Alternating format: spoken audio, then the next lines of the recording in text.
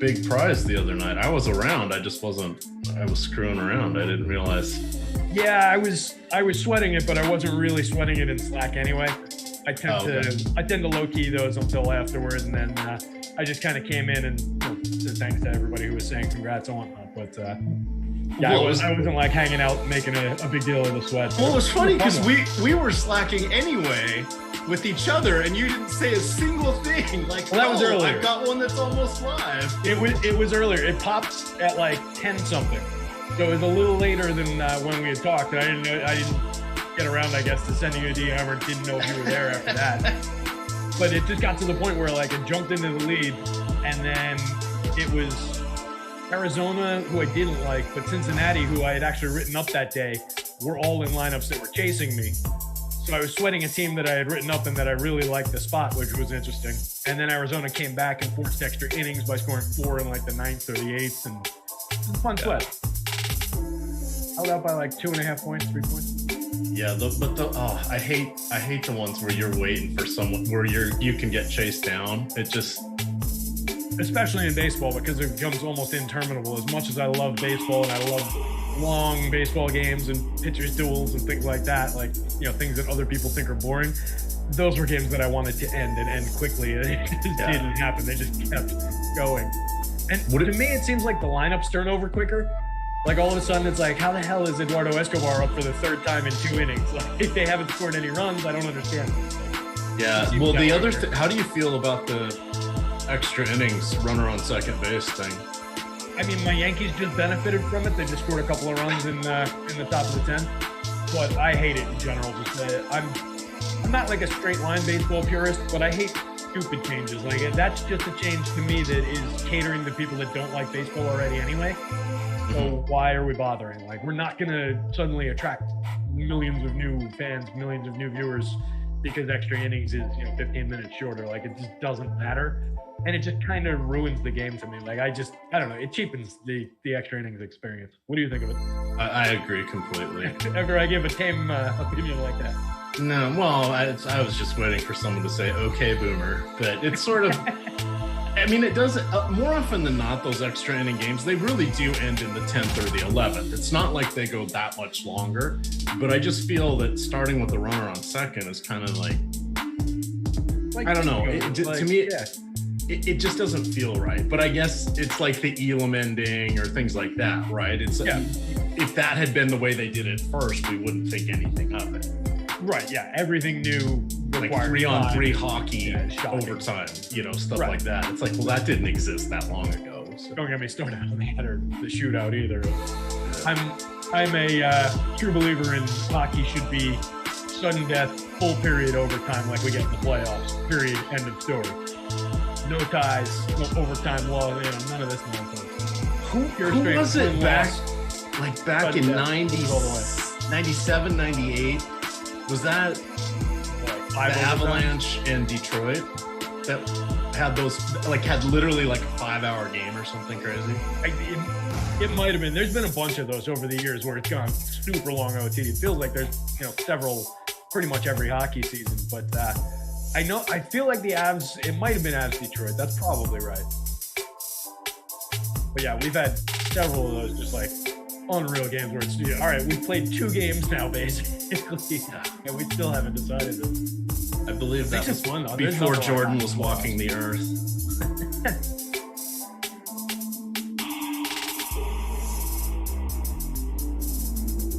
Okay, I'm uploading my lineups. So I'm not watching you, I guess is what I should say. Give me one sec here. Why you're not saying anything? Yeah, now it's good.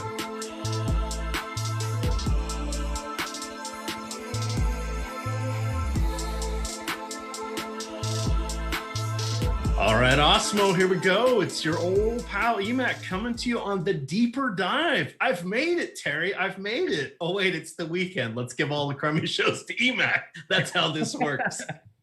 Good times here. Good times, my friend. What's going on? We've had the busy sports day. We're talking hockey. We've got golf. The major or the Masters is going today with 3 milli makers. We've got some exciting contests over on our sponsor, No House Advantage.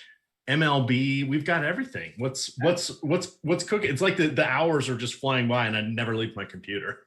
Yeah, that's how I feel a lot of these days. And today in particular, woke up, started writing about the baseball slate, entered my lineups, and immediately jumped into writing about the basketball slate, knocking out the deep dive, which everybody out there knows is free all year. And then, just kind of been enjoying watching sports. I watched my Yankees. I think they're closing out the win, or just closed out the win. They came back, tied the game, and then hopefully just won an extra innings. Had a nice win the other night in a baseball lineup for DFS. So things are good. Having a good time. How about you? It's been good. And don't worry, chat. We're gonna get to the game. We're just letting everybody collect in here. We're not talking about it. Yeah, we've got the slate on lockdown. The interesting thing about tonight is it's kind of a staggered start. We've got a 7 o'clock wave, 8 o'clock wave, and then the 10 o'clock wave. So we won't have all the news yet, but we'll get into this in depth. So no, I've been doing pretty well. I'm up about $1,000 since baseball started, so I'm very happy. Now I play moderate stakes, but I utilize the risk reward ratio of playing a lot of lineups. So generally my balance just keeps going up, right? And at the end of the year, my goal is always to make, $10,000 or $12,000, right? So it's not life-changing money by any stretch, but I loathe ever having to redeposit. So that's sort of my game within the game. So it's been very nice for baseball. And I need to remember that when you go on these heaters, this feels good, but there will be the doldrums, which are out there, my friend, especially in NBA. What are we going to do? How crazy was last night's game with Toronto and being shorthanded and just 87 points in the first half? Unreal. And that was only Gary Trent. Yeah. And then the Lakers, they ended up winning as well, shorthanded against, granted, limited Kevin Durant, no James Harden, but still, shouldn't Kyrie Irving been able to drag his team to a win? And that game wasn't even really close at all either. So I was thinking about that. I was messaging with one of our subscribers, and I'm like, it's going to be like that for another 5 weeks. There's a lot of regular season left. I think we just hit like 74% of the season, or it's almost. Yeah, you told me that percentage the other day, and it melted my brain for a minute that we were getting baseball with so much basketball left. I was very surprised by that. I thought we were a little bit further through the season, but we're going to get some bumpy kind of lineups and some weird outlier kind of performances, and it's going to be interesting in an already pretty ridiculous, interesting year for late substitution, scratches, injuries, sitting out for mistaken health tests and all these different reasons. I mean, it's been wild. So I think it's going to get even crazier. It's a brave new world out there. All right. So now let's get into the fun here. We've got some exciting stuff. We've got the Fred Van Elite Fan Club. I'll drop that link into chat. Had to downsize it to 75. We didn't fill a couple times there, so I downsized it. But if you win that one with the Awesemo avatar, you will get 30 free days of Awesemo premium content. You just have to reach out to me. You can do so via Twitter. If you're already a member, just hit me up in Slack, and I will get you all set up with that. And by the way, if you use that Awesemo avatar and you finish top 3 in any GPP that is 5,000 people or more, send us a screenshot. You will also get 30 free days of Awesemo premium content. There's some nice ways to get some content out there, because I know we don't have any free content today, but I'm telling you how you can get the goods for everything. We also have promo code Dustin. That ends today. That is for a buy one, get one. You get 2 months of golf for 1 month price. So for I think that's $30.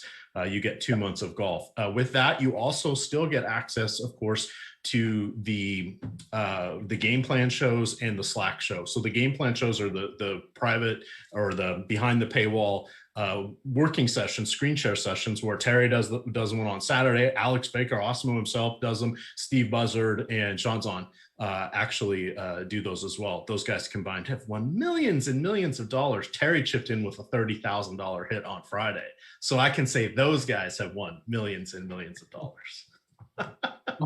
I am sure my contribution to that pool is the smallest by far, but I'm happy to be in the club. All right. And they're saying, where can I find the Awesemo avatar? Look, it's like, that's perfect segue. I'm going to drop the link in chat. That's me under the Awesemo thing right there. Just came in below Butthole Jenkins. And before he asks who's the best play of the slate? Let's start the analysis, Terry. Let's jump in here.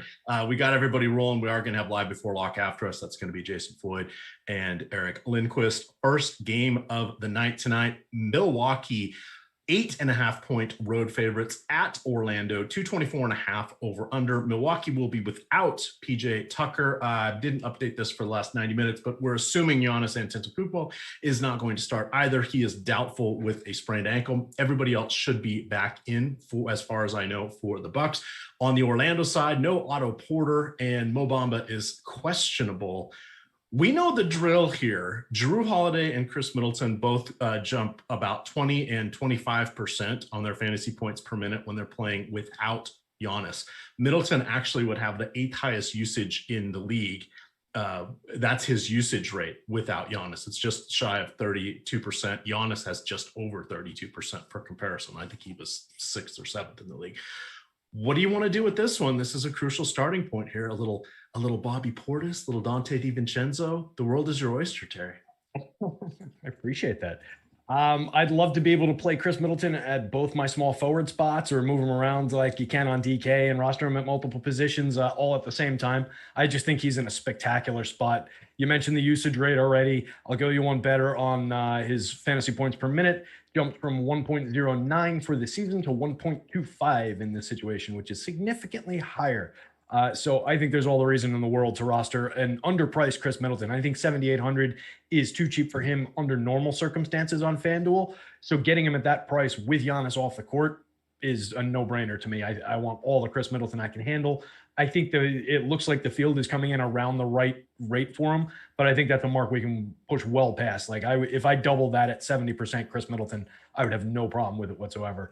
On DK, he comes down a little bit, but he gains the utility between the guard and forward spot. You move him all around the board. And the only reason he comes down just a shade in like the optimal lineup rate and the boom score probability is because he's a little bit more expensive against the lower salary cap. But the utility is extreme. He's positively leveraged. There's every reason in the world to continue going to him on that site. Portis is tricky. He gains a ton of value in this spot. He's at 5,800 as a power forward on FanDuel, 6,300 as a power forward and center on DK. He's getting a ton of ownership. His ownership is like doubled up on FanDuel, and there are a good amount of similar kind of plays at that price range on FanDuel that are coming in similarly optimal to him. So while it is a spectacular spot for him, it makes all the sense to go to him in this situation. When he starts, when he gets these minutes, we see his potential, come through. It's just a matter of, do we want to go to him or do we want to pay a little bit less for an Isaiah Hartenstein, who's going to be getting way less negatively leveraged and is getting similar optimal lineup rates? So it's a real question mark and a major pivot point for the slate. I want some Portis. It's just tricky figuring out where we want to be relative to the field. I think I want to undercut the field on both sides. Okay, and that makes a little bit of sense with some of the uncertainty there. And we can pick our spots where we can gain some leverage. This does look to be one of them. Could it come back to bite us? Well, of course it could, because it's sports, and this is why they play the games. Or why they postpone them. If we look at what happened with MLB today, but it's putting ourselves. Bring that up. Hey, I had to do the show leading up to it. I did exactly what I said. I played 10% of that game. I isolated it with no one-offs to a specific set of my lineups. And when it rained out, that's fine. It rained out. I'm not mad at all. Turns out that was right around where the field is. But what did the field do that I didn't? They spread them out across their lineups. They weren't always stacking them. So that's where I sort of consolidated my risk. Now, this is a different way of mitigating the risk or gaining an advantage on the field here, is picking one of the more popular plays and deciding which side are you going to go on it. Last night, if you said Chris Boucher is maybe not the god, but he's a god after his performance from a couple games ago, that didn't come to fruition. But Andre Drummond and Enes Kanter had some moments last night as well. These are just, you just have to figure out what's going to happen. Let it pivot to Kanter late as my choice du jour between those two. That was a ridiculous game. Yeah, that was pretty crazy. He's still grabbing rebounds in that game right now. Yeah, I was watching that, and just as soon as the ball left Gary Trent Jr.'s hand, it was just like you could see it was going in. It was like, how? Wow, that was one heck of a performance. We'll get to those guys in just a second. Is there anybody for you who's playable from the Magic? I think Mo, if he's in, makes some sense. 5,000 at the center spot on Fanduel. There are a couple star caliber players in the center position on Fanduel who come up similarly optimal, but he's leading the slate. He's leading actually over on DK as well, I believe. Not sorted to the center position, but for only 4,500, I have to imagine his 30% optimal lineup rate is probably tops on the board. It's just a question of whether or not he plays and how much he does. Alex has him in for a 24-minute projection, which has him, explosively optimal on the board, positively leveraged by a pretty significant margin on both sites. So I think he makes a ton of sense. It's more difficult for me to get to him, just justifying like who he is, how much we might expect him to play on the FanDuel slate where we only get one crack at center. I'll have a ton of them, don't get me wrong, assuming he goes. And I'll probably look to be over the field 16.8% mark. But it's a little bit more difficult. I like it better where you can put them alongside some of these other centers for not much investment for 4,500 on DraftKings, and you're getting even more positive leverage, a higher boom score probability out of them. So I just like the spot. He's a ridiculous point per minute, 1.24 point per minute producer when he's on the court. It's just the opportunity. So I don't want to shave down my opportunity cost too much at the center spot on FanDuel, so I'll control the exposures unless we get definite news on him. If he's definitely a go, I'll load up and try and get well beyond the field. I think you can throw darts with Terrence Ross. There's nobody else really out that I want. Terrence Ross can light it up any day. He's a very willing shooter. If the shot starts going down, we know what he can do. But I'm not going to go out of my way for him. All right, let's move along to our next game. Reminder, please do hit that like button. Let's see if we get to 250. We'll give you. I'll give you the early ownership runs. It's a Sunday night. There's a lot of other distractions today with the Masters wrapping up, NASCAR starting, etc. So we're not quite getting our usual couple thousand people. We probably will by the time live before lock rolls around, which you'll get next with Jason Floyd and I almost said Pete the Heat Rogers, but that would be the combination for MMA. You will be getting Eric Lindquist, who I think is kicking around in chat somewhere as well. Next game we have here, New Orleans, 8-point favorites at Cleveland. Cleveland got just destroyed yesterday. That was just, I've never seen anything quite like that. I don't want to say never. That is a rare occurrence where I was live betting it and I kept betting it all the way down. And then they took it off the board. And I was like, I'm not going to get that back. So no, the answer was no, EMac, you are not going to get that back. But tonight we have a few people who are out on either side of this one. We know that Lonzo Ball continues to be out with his hip injury. Nickeil Alexander-Walker is out for the next few weeks, at least with an ankle injury. Let's see if there's any changes there. Okay, nobody else from New Orleans.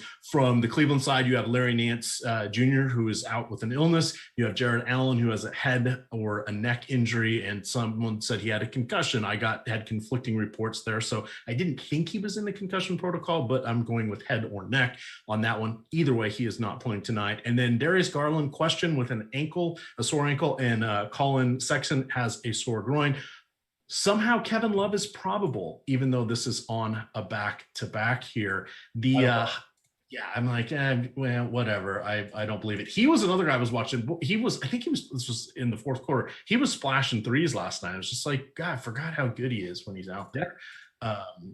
From that standpoint. So should we go to was at this point? He's a good shooter. He's a good shooter still. Yeah.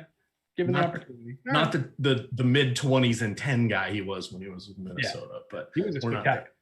So Yahoo's play of the day for me, Zion Williams, 46 over there, 9,700 on FanDuel, 9,400 on DraftKings. Let's see. He should see around 20 field goal attempts. I don't see anybody between Isaiah Hartenstein and Dean Wade doing anything to stop him. Maybe Steven Adams keeps him from a few rebounds, or Brandon Ingram, his own teammates. But I like him for a double-double. And then he's been talking about being point Giannis. They still have Eric Bledsoe. Let's not forget that. Brandon Ingram, adequate non-traditional facilitator as well. But Zion has had 8 and 6 assists in the last few games, and he's had 5 or more in, I believe it's like 7 of his last 8 from there. So Zion looks pretty good here. We're starting with the second-year phenom. What else do you want from the Hornets side in addition to him? Yeah, I mean, it definitely all starts around Zion in that spot. He's a spectacular player. He's got significant upside, like you mentioned. His assist percentage jumped over the last 5 games, has climbed up to 33.3%. That's just spectacular. His rebounding share is still 25.8% in that sample, but he's just been stellar. So we can definitely go to him. He's averaging 29 real life points in that spot. Love everything about what he's doing on the court. And Josh and Rayan were talking about it this morning. If we're getting point Zion and he's doing all these things, distributing the ball, there's just such ridiculous upside for this kid that it's going to be fun to watch going forward if this is the player that he's going to be. That said, I do think we have opportunity. Najee Marshall looks like he's pretty relevant at 4,300 on the small forward position on Fanduel. 37 on DK, moving him between small forward and power forward. Just one of those value plays on the board. Not much salary going into it. Alex has been projected for 27.4 minutes. We've seen him produce 0.77 fantasy points per minute over the course of the season. And let's see what we get as a bounce. I know I wrote about it. He does that on 13.8% usage, which he turns into 7 real points per game, 4.5 rebounds, 3.2 assists, 1.6 stocks. So there's potential for some upside given the fact that he's going to see more minutes. And we've got the guys you mentioned out, Josh Hart still out as well. There's just opportunity there. And he's a guy who doesn't need much usage to at least get a few points up on the board and doesn't need to do much for us at those salaries. So he's just kind of a plug and play value option. What I like best about him is that nobody's really going to it. Under 6% ownership on both sites, it looks like, just coming up really pretty strongly in the optimal lineup and very strongly in terms of leverage. So I think he's a nice little square that we can move around. If you wanted to go to some Brandon Ingram, I wouldn't begrudge you. Not one of my favorite players in the league. I just don't think he does much to stand out. I think he's appropriately priced on both sides. He's a mix-in option for sure. Comes up more optimal on the FanDuel side of things than he does on the DK side, where he costs more against the lower cap. But like I said, he doesn't jump off the page for me. Guillermo Hernan Gomez, a little bit of value on the DK slate, coming up 4,100 at the center spot. Pretty decent little shot at being optimal. And again, nobody really going to the spot. So I think he's kind of interesting from that regard. But splitting minutes at the backup center or the center spot with like Jackson Hayes in here, it just throws it a little bit into question. But I do like the potential for some upside for Guillermo. Don't call me Willie Hernan Gomez. I have his rate in this situation in here. He jumps to, with the people who are out, and in the opportunity he's going to have, we have him projected 22 minutes. He's a 135 fantasy point per minute producer in this situation. It's a small-ish sample, but there's value there. So if we can get to him, I don't hate it. All right. I wanted to circle back real quick. I see someone asking about Cole Anthony. We didn't really mention him. I wanted to see, Alex does have him. Wow. Alex has him projected for 27 fantasy points. Wait, am I reading points or am I reading minutes there? Minutes, 27 minutes. Sorry. That's up from the update that I had. I had him at 24 in the last one.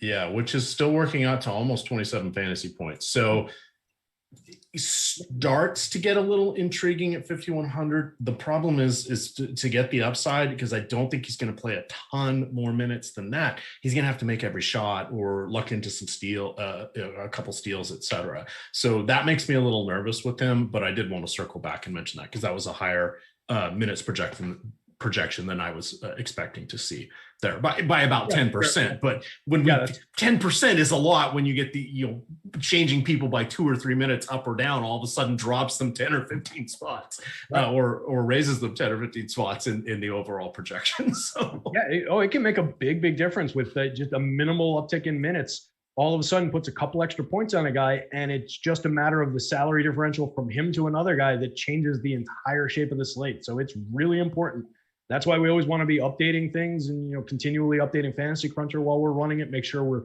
grabbing all these different updates that Alex drops as we get closer and closer to lock. So if it sounds like I'm stalling, that's because that's exactly what I'm doing with my spreadsheet here, just trying to get the most recent info in here so we can kind of talk smart about this stuff and capture all the updates. Yeah, we did have an update about 11 minutes ago. If you didn't have that, well, 17 minutes ago. Sorry. Right, like seconds after the last time I checked. Yes. How often does that seem to happen? Quite a bit, actually. Alex is phenomenal at updating something the moment after I've updated it across like all my spreadsheets, then the update. It's phenomenal. Yeah. Always has been. It's a good skill set to have. Back to this game, though, kind of ran through everybody on New Orleans. Is there anybody on Cleveland that stands out at all? Do you think that Garland or Sexton are out with their various wounded pride injuries after last night's game? It could be what it is, right? Ow, my ankle. Oh, my groin's a little sore. I don't want to play tonight. Like Rodney Dangerfield and Caddyshack. Ooh, my arm. I think Hartenstein is interesting. I mentioned him earlier. 5,600 at the power forward spot, picks up some optimal lineup rate. Looks like he's getting more attention now than he was earlier in the day, though. So the leverage scores are coming down, trickling into the negative side of things.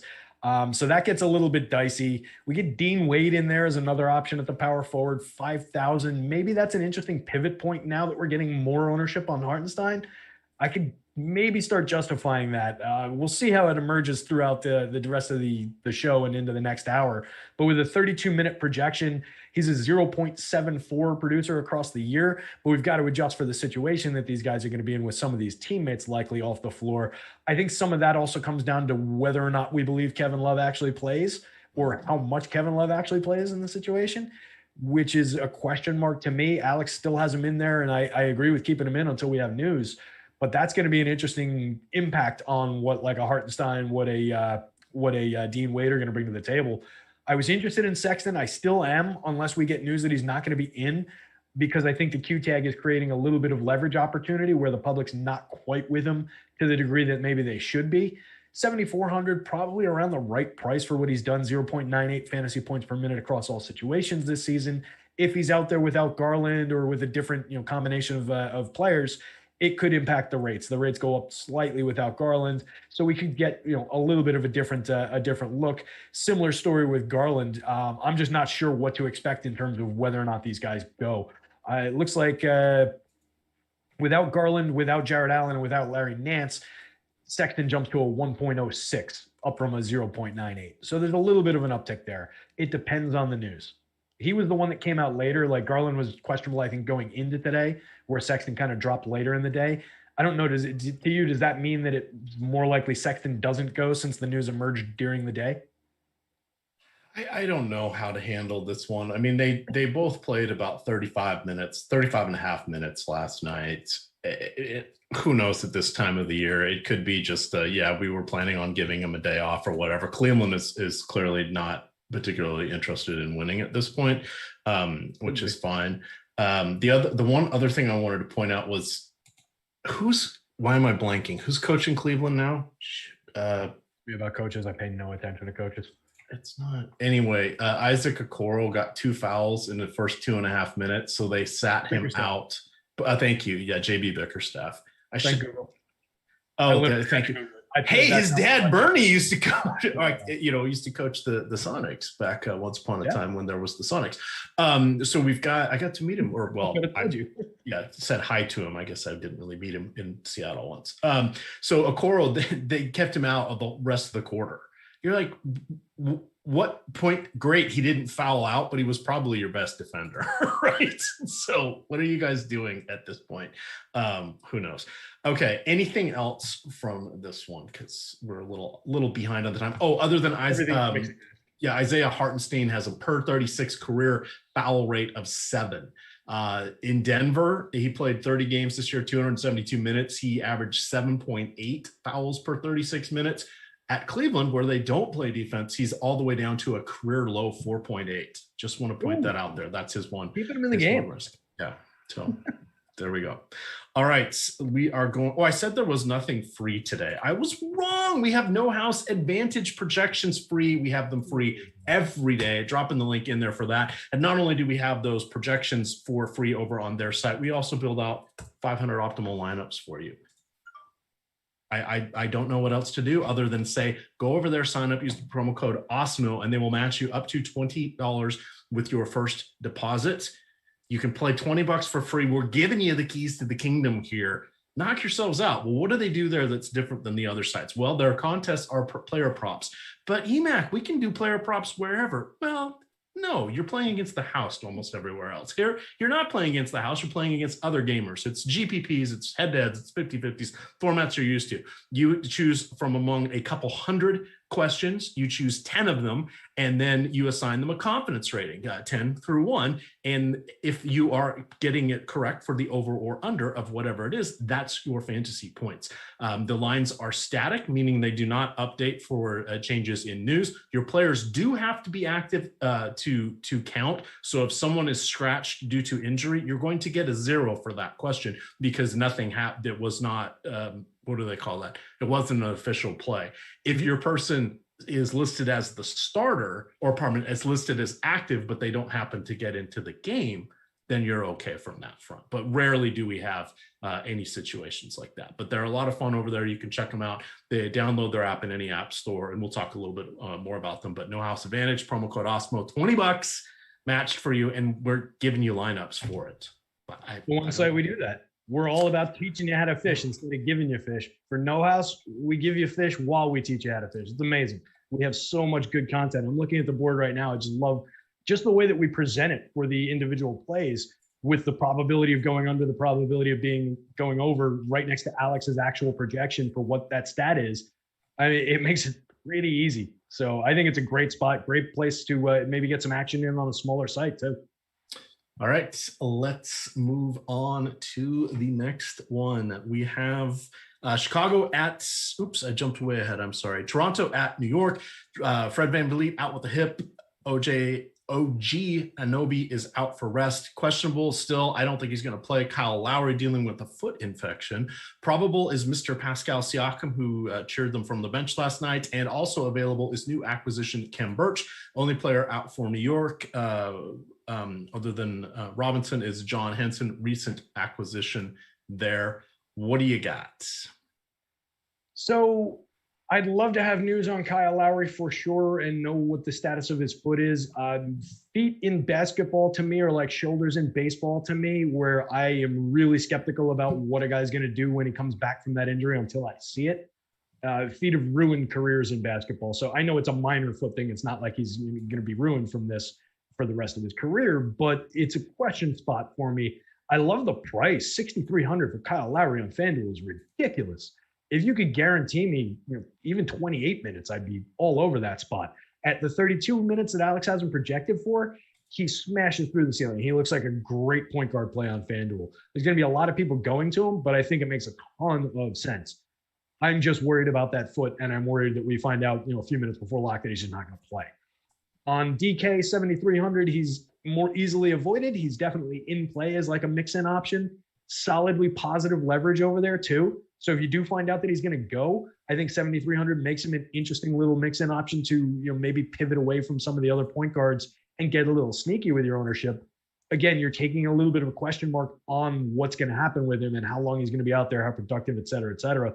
I think it makes a ton of sense to get to Pascal Siakam if we understand for sure that he's going to be out there. He was also questionable earlier in the day, but he's a guy who all of the stars, basically the trio of stars, when they're all out there, VanVleet, Siakam, and Lowry, they all sort of cannibalize one another to a degree, or they just take turns basically without announcing who's going to be in their turn. So we're always trying to play that salary game. If we get two of them out, the other one always stands out as a great play. Even at 8,900 on FanDuel, 8,800 on DK, I think Siakam kind of stands out in that regard, even before we get the Lowry news, just knowing VanVleet's not going to be out there. So I think we can get to him, and I definitely want to go there if we get the Lowry out news. Chris Boucher, I want less of now that we are assuming that Siakam is a go. Earlier in the day, he looked like a better play when Siakam was questionable. So all these guys relate to one another in that regard. I think Boucher is still on the table, but he's much more of a mix-in option than like a real, we got to get to this guy somehow kind of option. 7,000 for him at the FanDuel center spot is kind of an appropriate price. And we don't really have like the upside minutes available, I don't think. So it gives me some hesitation on him. Similar story on DK. You do have a nice positive leverage mark on him. So I like him a little bit better on DK, especially if you're mixing him in as a second center. All right. Yeah, I would concur with the majority of that. I'm not exactly doing cartwheels for anybody in this matchup, but some news or something will happen that makes people relatively appealing. The other side, Julius Randle is kind of your direct pivot away from Zion Williamson. Of course, we're going to prefer Zion, and he's in the better matchup and all of that, but Julius Randle is the key to a New York victory tonight. Terry, are they still fourth in the East? And how does it feel as a Knicks fan that they're air quote winning this year? I'd rather they be no quotes losing and getting a better pick. I have no interest in them bouncing around in the bottom seeds of the playoffs. Like, it's just not a winning strategy in my opinion in the NBA. I like when they were picking in, when they took RJ Barrett third. You can say what you want about the pick and the future of the pick, but I like being in those nice lottery spots during a rebuild.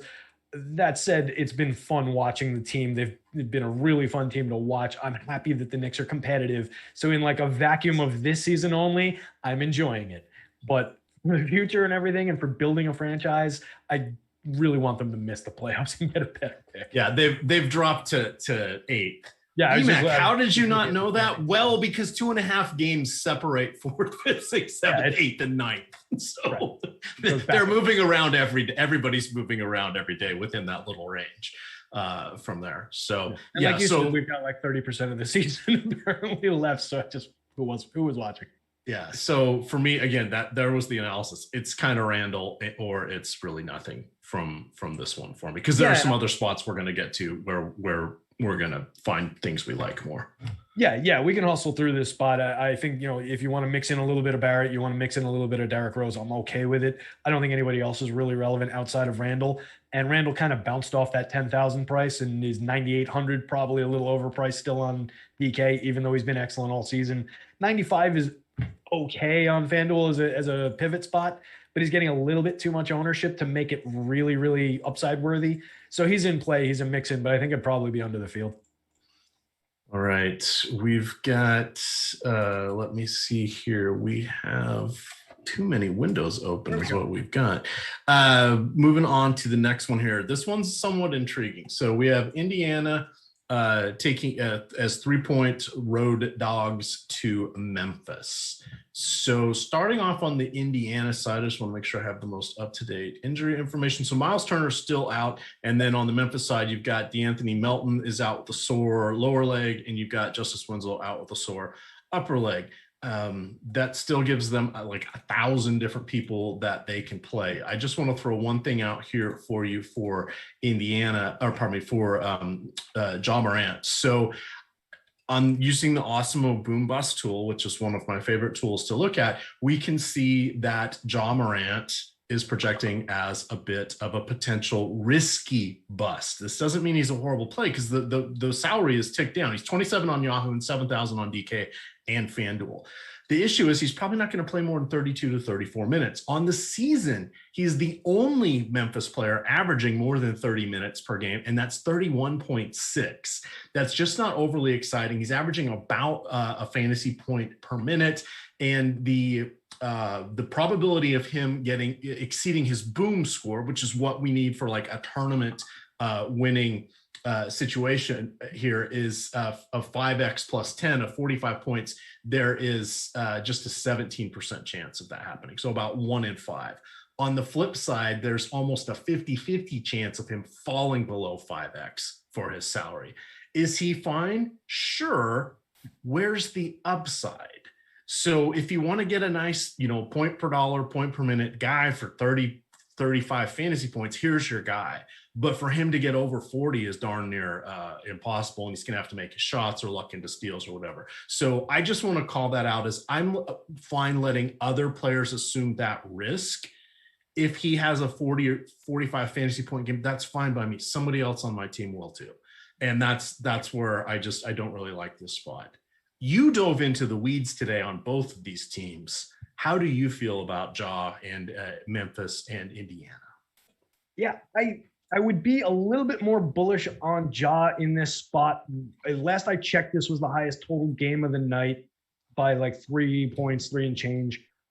I think the ownership is there enough that it's not really standing out. Like, it's a good play still, and I'll still have it. I just think I'm probably, based on like a lot of what you said there, would come in more around the field on him than I would look to really extend beyond him. The minutes are a big part of the question mark for me.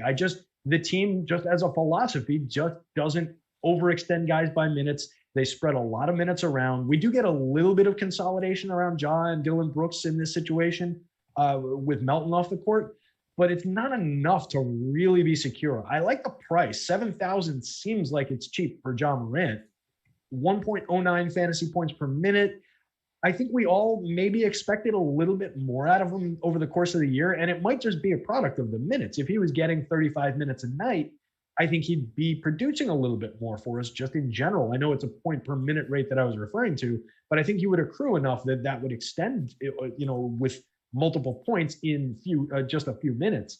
So the spot is okay, but it's a little bit challenging based on those minutes, similar with Dylan Brooks. Like, I like the spot. I like how he extends his value here. 5,500 at the shooting guard spot on FanDuel, 53 shooting guard and small forward, which I love on DK. You can move him around the board, but again, you're getting him right with the public. So you really kind of need the explosive upside score for those to be relevant. And then you're going to be rostering with like 20% of the field. It's just not a real strong standout spot for me. I think they're definitely in play though. Kyle Anderson, I would also throw into that mix. And if you wanted to get to Jonas, I wouldn't begrudge that either. Jonas is kind of interesting to me. We just got a bunch of injury news. We'll finish this game up and we'll circle back on that. Moving over to too good. I almost pivoted into that news because there's some significant news in that drop. Yeah. So let's work our way through Indiana. We have no Miles Turner, which bodes well for I almost said Arvydas Sabonis, Domantas Sabonis. This is his dad. I mean, come on, I won't see them both play. But you've got him getting to play more minutes at center, which increases his rebounding. We like to look for those guys that get double doubles. It's one of the more productive, projectable type of stat. So that's why you're always like, oh, I want to play this center. Oh my God, that center got there. And it's because they're getting the rebounds. And that is a much easier task to do when you're playing closer to the basket. And that becomes your job to do rim protection and be in the paint the majority of the night. Whereas if you're trying to get assists or other things, you have to depend a little bit more on other players and not just yourself. So he's the one guy I'm interested in here. We've seen the rotation now with Karis LeVert back making his debut and playing with them for a few games. How are you feeling about that? Is it crowding things out? Are the prices kind of appropriate? What do you want to do about the Pacers? And then we'll circle back on all of the news that just dropped. Yeah, I think the pricing is mostly appropriate. You're getting LeVert at 7,900, maybe a little bit high there on FanDuel, 74 on DK, probably the same story. So he's kind of priced off the board for me here with this opportunity. 30-minute projection and not making much noise in our boom bust tool doesn't really pop for me in my projections. So I don't think I'm going to be getting to LeVert. And he kind of takes some of these other also-ran type guys off the table. Your McConnells, your Lambs, your Holidays of the world. I think it just kind of takes all those guys off the board. So it's really all about Brogdon and Sabonis here. I really like the idea of getting Sabonis with the extra opportunity for rebounding. In games without Turner this year, he goes from a 1.24 fantasy point per minute rate to a 1.33, which is a pretty nice little jump. So he's got an excellent opportunity, pulled down a few extra rebounds. He's already in all situations got a 31% assist share, so he already participates in a lot of the offense. Just going to be asked to do a little bit more. Should be out there for maybe an extra minute or two, and to see every opportunity in the world to rack up some fantasy points here against this Memphis team. I think he's in a great spot. The public's going to be there, but there's a little bit of room for leverage on both sides. Very minimal. But if you wanted to double, even triple the ownership, it wouldn't be difficult, particularly on FanDuel. Less than 10% ownership on this play. I think is probably a mistake. I think this is a spot we would maybe like to get a little bit over. I know it costs 91, and there are good value plays at the power forward and good spend ups at other spots. But if you can build a lineup that is close enough in line with the optimal lineup or with the optimal constructions, maybe a 2v2 where you're working some bonus in and making a downgrade at a different spot, it could be a good way to get your lineup different without sacrificing much upside. All right, we're getting to the news. I see a few people are a little antsy. Lock is still in an hour and 20 minutes last I checked, and we still don't have all of the news.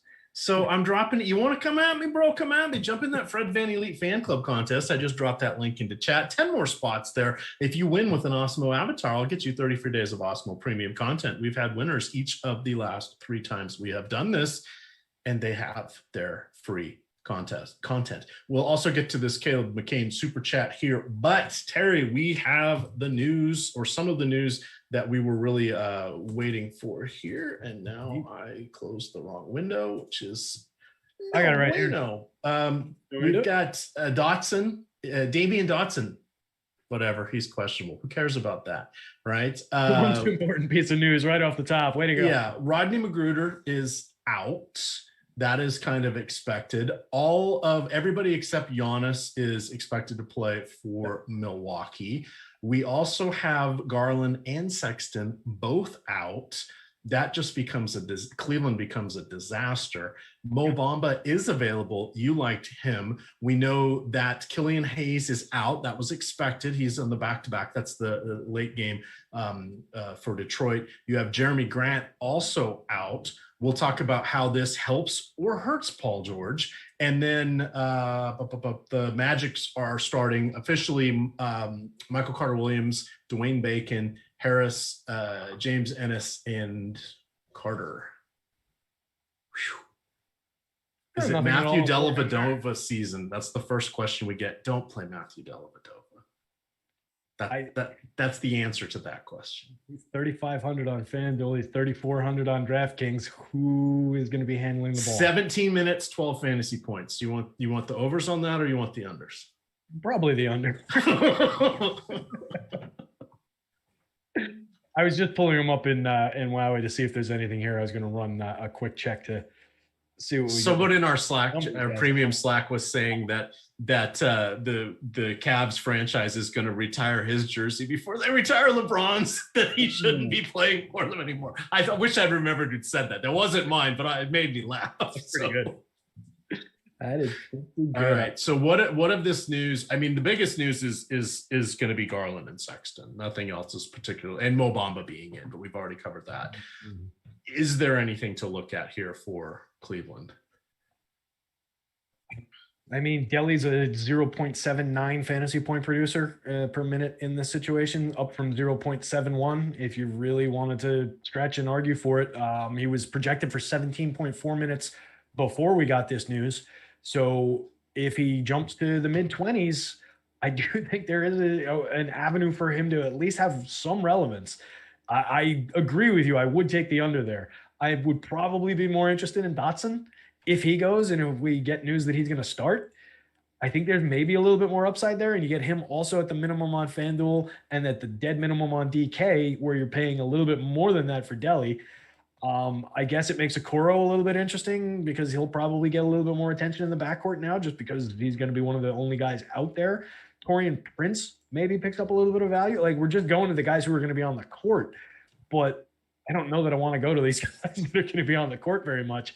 Still think Hartenstein makes some sense here. It might increase the value of Dean Wade, who we talked about earlier, might increase the value of Kevin Love, assuming he plays. There might be just better spots. There's a good chance these guys just get run off the court. Someone will produce value, but is this the team we really want to be throwing darts at? And are these the guys? We're talking about a bunch of guys who are 0.7 and below type fantasy point per minute producers in their normal situations. Yeah, given more opportunity, they might do better, and there are the right prices. I just don't want to be guessing with a bunch of my lineups between them. All right, we got about 15 minutes left here. I'll get to Caleb, not to fair. I'll get to your super chat. I want to break down a few more of these games, but it's a good one. So we will talk about that. And then you're going to get live before lock with Jason Floyd and Eric Lindquist. Guys, if we run a couple minutes over, I'm sure you will not be overly disappointed as I know they're scrambling to build their lineups. Someone asked me am I doing head-to-heads tonight? I will. Get us up to 250 likes. I'll run out 10 head-to-heads there for you guys on DK. Everybody.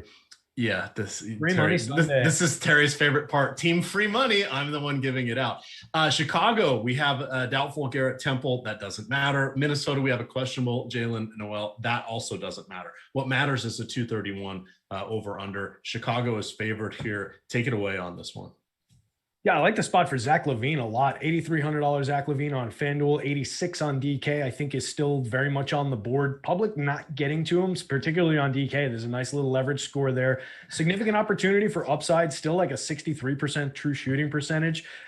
A little bit of a downturn, I believe, in usage with Vooch coming in, but Vooch is getting like 27%. LaVine's still over 30. I think it's just a great spot for him. I can get to some Vooch, particularly with positive leverage on FanDuel. 9,600 is a lot to pay at the center spot today, with particularly with Mo. We know Mo's going to be playing, and he's got the $5,000 slot. But I think we've got some room to move some salary around on FanDuel, particularly now with some of that Cavs value emerging. If we get some significant news and specific news about where that's going to go, it'll help, and it'll help us get to some of these plays. Karl Anthony Towns, similarly on the other side of this one, I think is interesting, even as a major pay up on both sites. 11,000 on FanDuel, 10.8 on DK. I think we can get to him.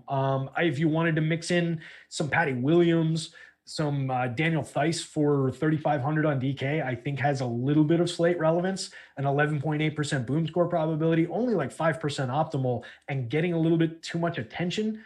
So maybe if people start going away from him and towards some of these Cleveland plays that emerge for some of their value, maybe 3,500 Daniel Theis claws back a little bit of his utility. It's not a big upside play, but he was somebody who stood out to me as a guy getting 21, 22 minutes that we think can be a little bit productive, has proven it over time, a mix-in type option. Everybody else on that side of the board, not really much to say. I think, like I said, Towns is my go-to on the Minnesota side of things.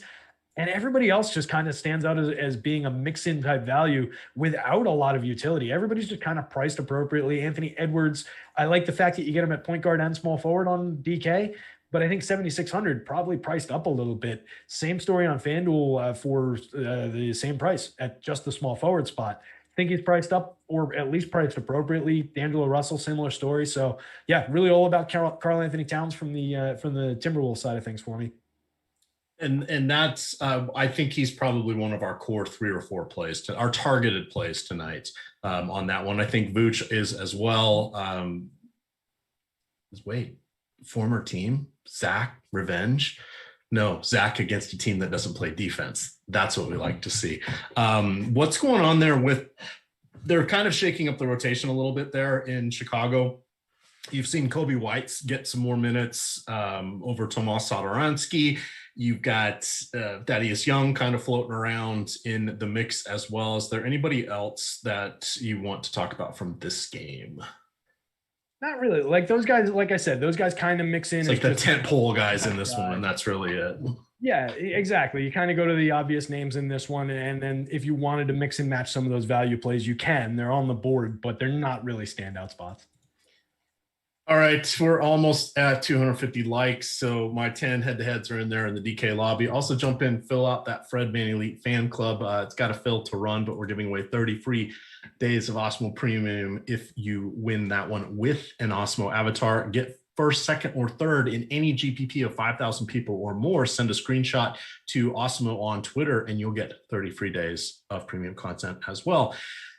San Antonio, 6-point dogs to Dallas. No Trey Lyles, still out with an ankle injury. Gorgie Jang's out with the shoulder injury. We may get Keita Bates-Diop back. He's been dealing with a hamstring injury for Dallas. No JJ Redick. He's got a heel issue.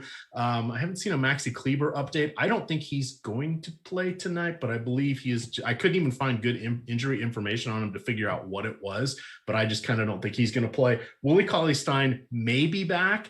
That really doesn't matter too much to me. One, he doesn't play a ton of minutes. Two, he's like the consummate garbage man. There's never been a play run for him in the history of his career, in my opinion. And that means not many fantasy points unless he's corralling the rebounds. He's been out with COVID for the last 12 games since March 19th. We've got Kristaps Porzingis is awesome. We have Luka Doncic, sublime. And then we have, what the hell are we doing with the Spurs? God, I guess Pop's gonna reach in, pull somebody out, and say, "You get the extra 4 minutes tonight." That's yeah, exactly. If that person is DeMar DeRozan, who we do have projected already 36 minutes, yeah, if you get 40-minute DeMar DeRozan, damn, that's going to be a great play. I think at 36 minutes, he looks like a very good play on both sides. Standing out for decently positive leverage. You get him at a small forward at 7,800 on DraftKings, a little bit more difficult to get to than his 77 at the shooting guard. It's just a flattish shooting guard position where after a couple standout spots, there's just, a lot of guys that rank out pretty similarly. So I'll play the leverage game there and hope that DeRozan gets a little bit of a focus, a little bit of an upside game in what is a decently good spot here against Dallas. Most of the other guys on this team rank out as basically mix-in type options. If you wanted to go to Keldon Johnson, if you wanted to go to Dejounte Murray, if you want to save a lot of money and go to even Patty Mills, I wouldn't really begrudge it. It's, he's coming up like 5%-ish optimal, 3,700 on both sites, getting him at both guard spots on DK. There's some value in that, in just being able to use him as a salary savings, build in a little bit, expect around his median score. And if you get upside, you get upside out of it. But I think he's been just kind of surpassed by some of the other emergent value plays, particularly the Cleveland guys. Again, comes to mind some of those mid-priced Cleveland guys. I'm just curious to see how they come out in the wash with our projections. On the Dallas side of things, I want as much Luka Doncic as I can afford. I think 10-2 is probably too low for Luka on Fanduel. 11,000 probably about appropriate on DK. I still want to get to him. I love the utility between point guard and small forward.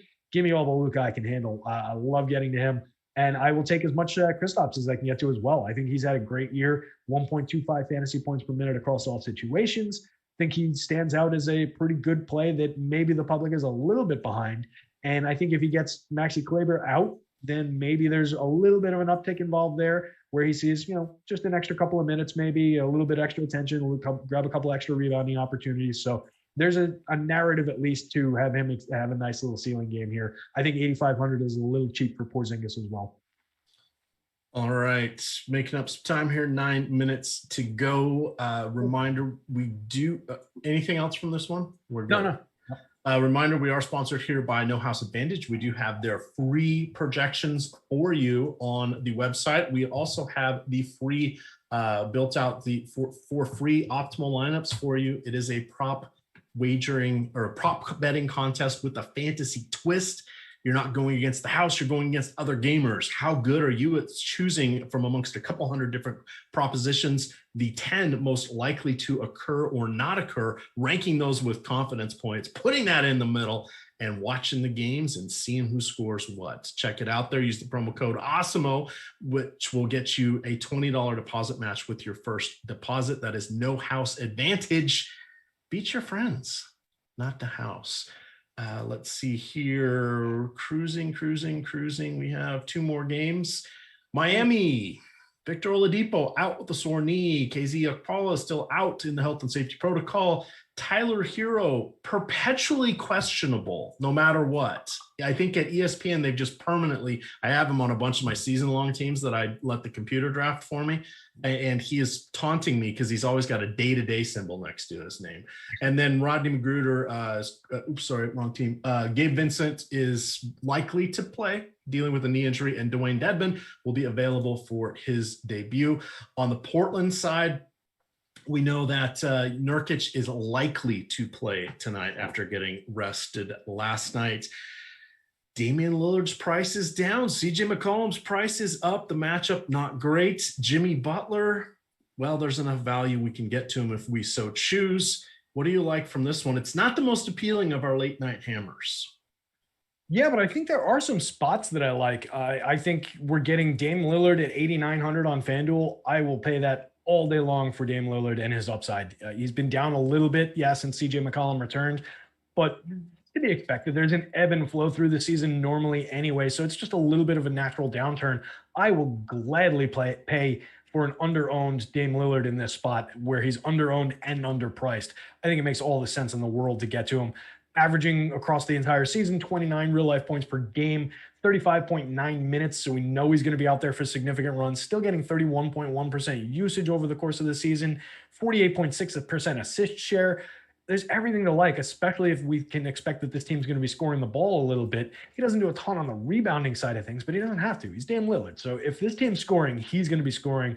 I want to be a part of it. Give me all the Dame Lillard at 8,900. A little bit harder to justify at 95 on DK. Very much a mix-in option. Field is going to be far behind on him. So I like the idea of triple up that 4% ownership on Dame Lillard on DK slate and just kind of move on. It just makes a lot of sense to build him in. I think there's upside for CJ McCollum at his price, 8,100 on FanDuel, 88,000, on DK, both guard positions on DK. He's coming in around level in his ownership, so I think it makes sense to get to him. Maybe consider getting to him a little bit less than the field or right around the field. I don't know that we need to smash through the field's ownership for him, but he works pretty well as a mix-in option. Norm Powell, 6,600, 5,700 across sites, shooting guard and small forward on DK. Tons of flexibility there, tons of utility, coming up really optimal. And again, another guy the field is behind on, getting a nice little projection for him. He's coming up 37-minute projection from Alex. So I think there's a lot to like there. On FanDuel, he is going like untouched at that 6,600 price. I get it because the ceiling is maybe not there, only a 10.3% boom score probability, but just a good spot for a guy that I think there's every reason to go to him. 0.84 fantasy points per minute since coming to Portland. Not a ton of production there, but it's up from some of what we've seen from him in the past, and I think there's room for some ceiling there, particularly on DK. All right, that's a good way to race through here and get us back. Let's go. Oh boy. And Jimmy Butler on the other side. I missed Miami entirely. Jimmy Butler on the other side, particularly on FanDuel. You can go to Jimmy, a little bit of Goran Dragic, and a little bit of Bam at 8,300 on DK. I don't like Bam that much for 88 on FanDuel. Do you? No. Now this over-under will let us know that this segment was brought to you. This senior moment was brought to you by AARP. He's happy to be watching us and getting our tips since we might be a little grayer than most out there. But there we are. All right. Now I've closed. Hopefully I'm still here. I closed. Oh, good. I pinned Zoom up there. All right. We've got one last game here. So this one will take a little bit of time. So no Killian Hayes, no Jeremy Grant. We just got that news. If I remember correctly, Magruder is in, but I don't really care. Wayne Ellington in. I also don't really care. Kawhi Leonard out for load management. Serge Ibaka still out with a knee injury. This is going to be the Paul George show. The only concern is what is Detroit going to do to keep it close? Now, we have seen George produce back-to-back 50 fantasy points outings. Is that your cat or your dog? Over there, that's the dog. Okay. 50 fantasy point outings with 32-minute games in each of his last two. The permanent production is phenomenal here. Kawhi's getting a nice long weekend. They last played on Friday. They play again in Indiana on Tuesday. Where do you have Paul George? Are you concerned about him just not needing to play more than 30 minutes? Or I guess I think he's probably our best point per dollar play. He's the absolute must in cash. Is he going to be effective in tournaments? I think so. I'm just try not to sweat those narratives around it. If they light him up, he's not going to play in the fourth quarter. I know it's important, but I put a little bit less weight into it, maybe just because it's so unpredictable, and just because I am a believer that if they're going to get there, he's going to be a driving force, especially with all these guys not on the floor. Across the season with the Kawhi, Pat Beverly, Rajon Rondo, and Serge Ibaka all out in that situation, it's only a 103-minute sample, but Paul George is a 1.46 fantasy point per minute producer. That's a monster rate. I want to be a part of that at 9,000, so I'll willingly take it.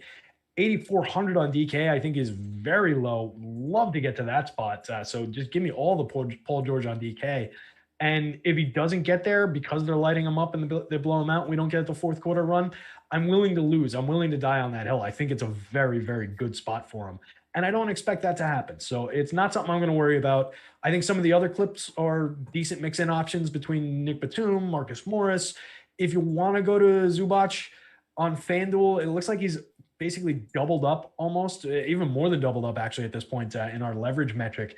So I don't really like it, but I understand it because he's only 4,600. I just don't think we need to get our value at the center spot on FanDuel. And if he's that overowned, I'd rather do it somewhere else. So maybe consider like a Guillermo Hernan Gomez that we talked about, assuming he's still on the board. So on the Detroit side of things, Dennis Smith went from out to now questionable. So that throws a major monkey wrench into our ability to predict what's going to happen there. I don't really love getting to much of anything, I don't think, on the Detroit side of things. Like with no Grant, like it's just super unpredictable. Somebody's going to stand out. Isaiah Stewart was looking like a play earlier in the day, but now he's down the board. But I think it's just pending update. So I think there'll be opportunity with all these guys missing in action for Stewart to stand out. We have Mason Plumlee's in, right? I believe we do. Yeah, he's in, but I don't think he's relevant. I think him being out would have made Stewart even more relevant. Right. So I think those guys are just kind of canceling one another out to a degree at this point. Like, all right. Where are you going on Detroit? Is there anything? Nobody. Literally, there's nobody I'm interested in. I'll be playing a fair amount just of the cheapies on the Clippers side. I think that obviously Kennard Morris, probably Terrence Mann off the bench is intriguing as well, especially on the late slate. Reggie Jackson we can look to as well. Who knows how much Rondo is going to play. Don't play DeMarcus Cousins. Did you realize DeMarcus Cousins has played twice for them already? I would rather play Boban at this point than DeMarcus Cousins. Yeah. I would not say that to DeMarcus Cousins personally, but I will say that on the show. All right. 25-minute projection again on DeMarcus Cousins. We can play him again at no price because we know what he can do, but not here with 6 minutes on him. Did we get the Paul George definitely a go? I know we're like basically out of time, but did we get that news, or is that we don't have official, but he's expected to play, or he's available to play. Yeah, I'm expecting him to be in and basically full go. But yeah, those guys do jump. The Batums, the Kennards of the world do jump, particularly if he doesn't go. So that becomes a value spot for us. Right. So I just dropped one more spot in the Fred Van Elite fan club. Definitely check in there. Hey, my dog's coming in to say hello now. Thank you. She's going to let me know it's dinner time. We have are going to turn this over to Jason and Eric, but I do want to say last chance to use the promo code Dustin. That will get you 30 days. No, 60 days. It's buy one, get one. It'll be getting you the double, the BOGO, if you will, of the premium PGA product. So that is promo code Dustin. Nightbot's been dropping that in Slack all show.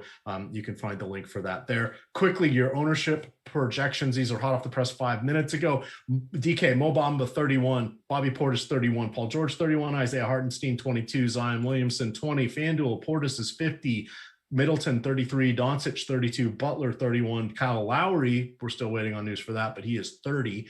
And then over on Yahoo, Paul George 40, Jrue Holiday 36, Bobby Portis 33, Terrence Ross 33, he is $19 there. Isaiah Hartenstein is 33, he is $14. Final thoughts, Terry, before we let the other guys have all the fun. Sounding like there's still a good reason to maybe look for some pivots around that Bobby Portis overexposure on both sides. That would be a concern for me. I do think the play is spectacular, but the ownership is extreme. So negative 25 leverage on him now. That is pushing it. That would be my concern spot. Love Zion. They're asking me show the dog. She walks back out. I'll have to let her come on one of the other shows when she's here. But with that, we're going to turn the show over to Jason Floyd and Eric Lindquist. Thank you to No House Advantage. Promo code Awesemo gets you $20 of a deposit match with your initial deposit. Play the music, Jordan. You didn't want to jump up.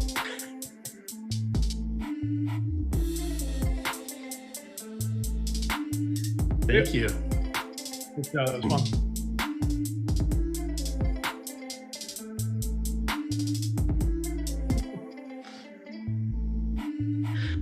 I knew my guy would be dancing too. Good luck with this one, Jason.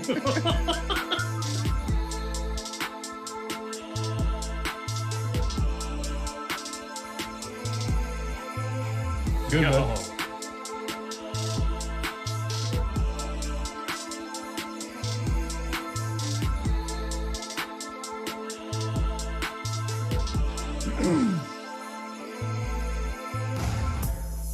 Hideki Matsuyami. Oh, yeah. Just crushing, straight crushing. All right. Yeah.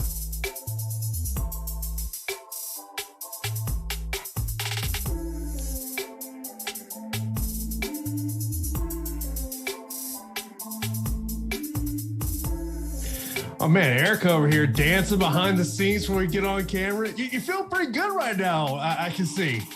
Yeah, no, I've got my Hideki Matsuyami. He's just going completely off. I love this man so much. So I would really, really like to see him finish one off here for the Masters. But of course, the golf guy ends up on the NBA Live Before Lock show during like the biggest 4 holes of his entire life. So that's going to be fun. I've got that on the iPad. I've got the TV off at the moment. So we're multitasking a little bit, but that's the DFS grind. We have some fun sweating. Yeah, that is. And we've got a ton to get into, in terms of the injury news that we have coming in. Of course, this is Live Before Lock right here at Awesemo.com. Of course, if you're not subscribed to Awesemo, you got to do that. So you hit that notification bell. We've got a ton of shows for you each and every day. And of course, also be sure to give this video a thumbs up. So let's just talk about the injury situation. We can start in many places. Let's start in Cleveland. What are you looking at in terms of Cleveland? News God over in our premium Slack account saying Chris Fodor saying here in the Cavs will start Matthew, Isaac, Dean Wade, Kevin Love, and Isaiah. Oh my God. I mean, if you're talking Garland, Sexton, Nance, Windler, and Allen are all out tonight. As I look at my sheet here, so that would be your top 4 salaries for the Cavs on DraftKings. Yep. Top 4. Delly's got to be near the top there. Chetty, Thomas. I like Hartenstein even 5,200 on DK. Don't mind that. FanDuel, it's just a kind of a disaster for the most part. I hate having exposure to early games like this because if you basically overexpose yourself to no news, like you can't make pivots out of these guys. And we know it's just such a good spot. And the Pelicans play at one of the fastest paces in the league and they're terrible defensively. And it's just really hard. Sorry, the defensive efficiency that they're top 3 worst in the league. So I'm trying to figure out a way I'm going to get to as much. Delly's kind of the priority. I think I would like to see Dotson out as well. And I know we'll probably get that news ahead of time here. Even just like 10, 12 minutes, that can matter a big bunch to just his minutes allotment. Let's see. He hasn't played 1, 2, 3, 4. He has missed the last 5 now for Cleveland. Played 15 minutes against Utah, 23 against Sacramento. Dotson would kind of be the intriguing guy to go to at 3K on DraftKings. You could take some shots on that as well. I would really, really like to see that news come through for Dellavedova, and we'll see. And we also got news because I've been tracking a lot of the Toronto situation. I think Kyle Lowry is probably going to play now. Yeah, I know when I was doing a crunch a little while ago before all this Cleveland news came in, Hartenstein was a guy that was coming up a ton for me. On the Zion situation, one of the notes I just was kind of writing down right before we got on here is potential blowout situation and how should that affect how much exposure we want to get to Zion. I love Zion Williamson. You're asking the wrong guy because I, by default, just jam Zion in without even thinking about it. It's kind of just a reckless habit of mine to just overexpose myself to him every single slate. So 9,400 on DK, I'm not shied away by it. 9,700 on FanDuel's kind of been where we've been at. You've been paying the full price over there for a while now, and he's been worth it a lot. So I can't really say anything about it. I think at 9,400, he's still somebody who's kind of a priority for me. I don't expect 68 every single time out, but look at his usage there. 41.2% usage against Philly in that last game, 35 minutes. He is efficient. He's starting to rebound. He's starting to get some of that double-double rebound upside, which I really like to see from him. I was kind of hoping to see his rebound rates start to come up as the year was progressing. That's kind of the really big detriment to paying 9,400 for him because he does everything else so efficiently, so well, and one of the most consistent guys that you're paying up for every single night out. There are no floors with him, it seems like. By the way, news coming in, News God putting out there, Kyle Lowry is now probable to play for the Raptors. Okay, yeah. Oh, News God's on top of it. We were having some fun in chat a little bit before the show. It was good times. Good times were had by all. I was sitting here in my office and just twiddling your thumbs. Just nothing's happening. I had to, because I had to laugh where someone's basically commenting about the Clipper situation. Yeah. You're on the show. We're just waiting for the Paul George is out news. That's not funny. See? You guys. So I mean, now you're jumping in on the joke. That makes it even worse. That makes me feel like crap, Jason. We were just building rapport here. Show number 2. There was something you had the other day on I forget who was ruled out the last minute, and I saw it on your Twitter handle before I could change my lineups. I forget what it was the other day. I was like, well, I'm not gonna check my scores anymore. Like, it's pointless. Yep. Absolutely pointless. NBA this time of year is already pretty accentuated. It's absurd. There's a lot of crazy things that are happening. I think it's especially more so this year. I think we've had some fun up and down couple months, more ups than downs, fortunately. But yeah, the Paul George news, I think that's forever going to be kind of my calling card here at Awesemo. I don't think I'm ever going to be able to live that one down, because I think everybody watched my soul leave my body during that show. Yeah, I mean, when you look at obviously the Clipper situation with no Kawhi Leonard, it becomes Paul George season. Yeah, it's a smash spot. I will tell you, the guy that I'm looking at the Clippers, and obviously we're going to have to wait as the night unfolds, is potentially looking at Terrence Mann at 4,900 on DraftKings. Yeah, see, so I was really, really high on Terrence Mann the other night, and then I kind of came off of him a little bit because he wasn't starting, and he still ended up playing 35 and a half minutes. So that was kind of an oopsie in that perspective. I just like this guy. He's somebody that I've been playing a lot.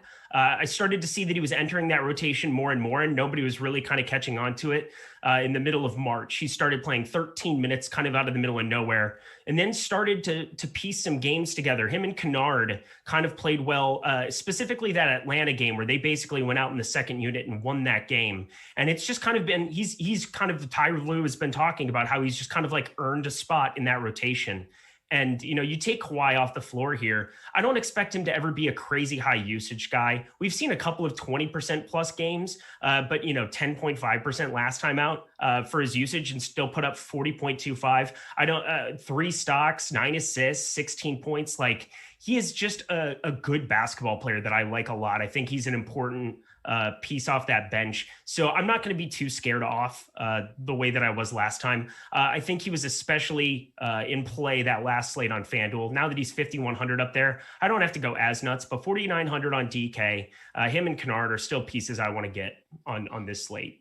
And even if it's a blowout situation, you have to imagine that Man's still going to get the minutes. So the rest of other guys, of course, on the other side of that game, Jeremy Grant has been ruled out. Killian Hayes is out. Dennis Smith Jr., I believe the term was questionable on him. When I look at that Pistons, and I know EMac basically had the lineup, nothing interests me on the Detroit side of the equation. Yeah, it's pretty rough.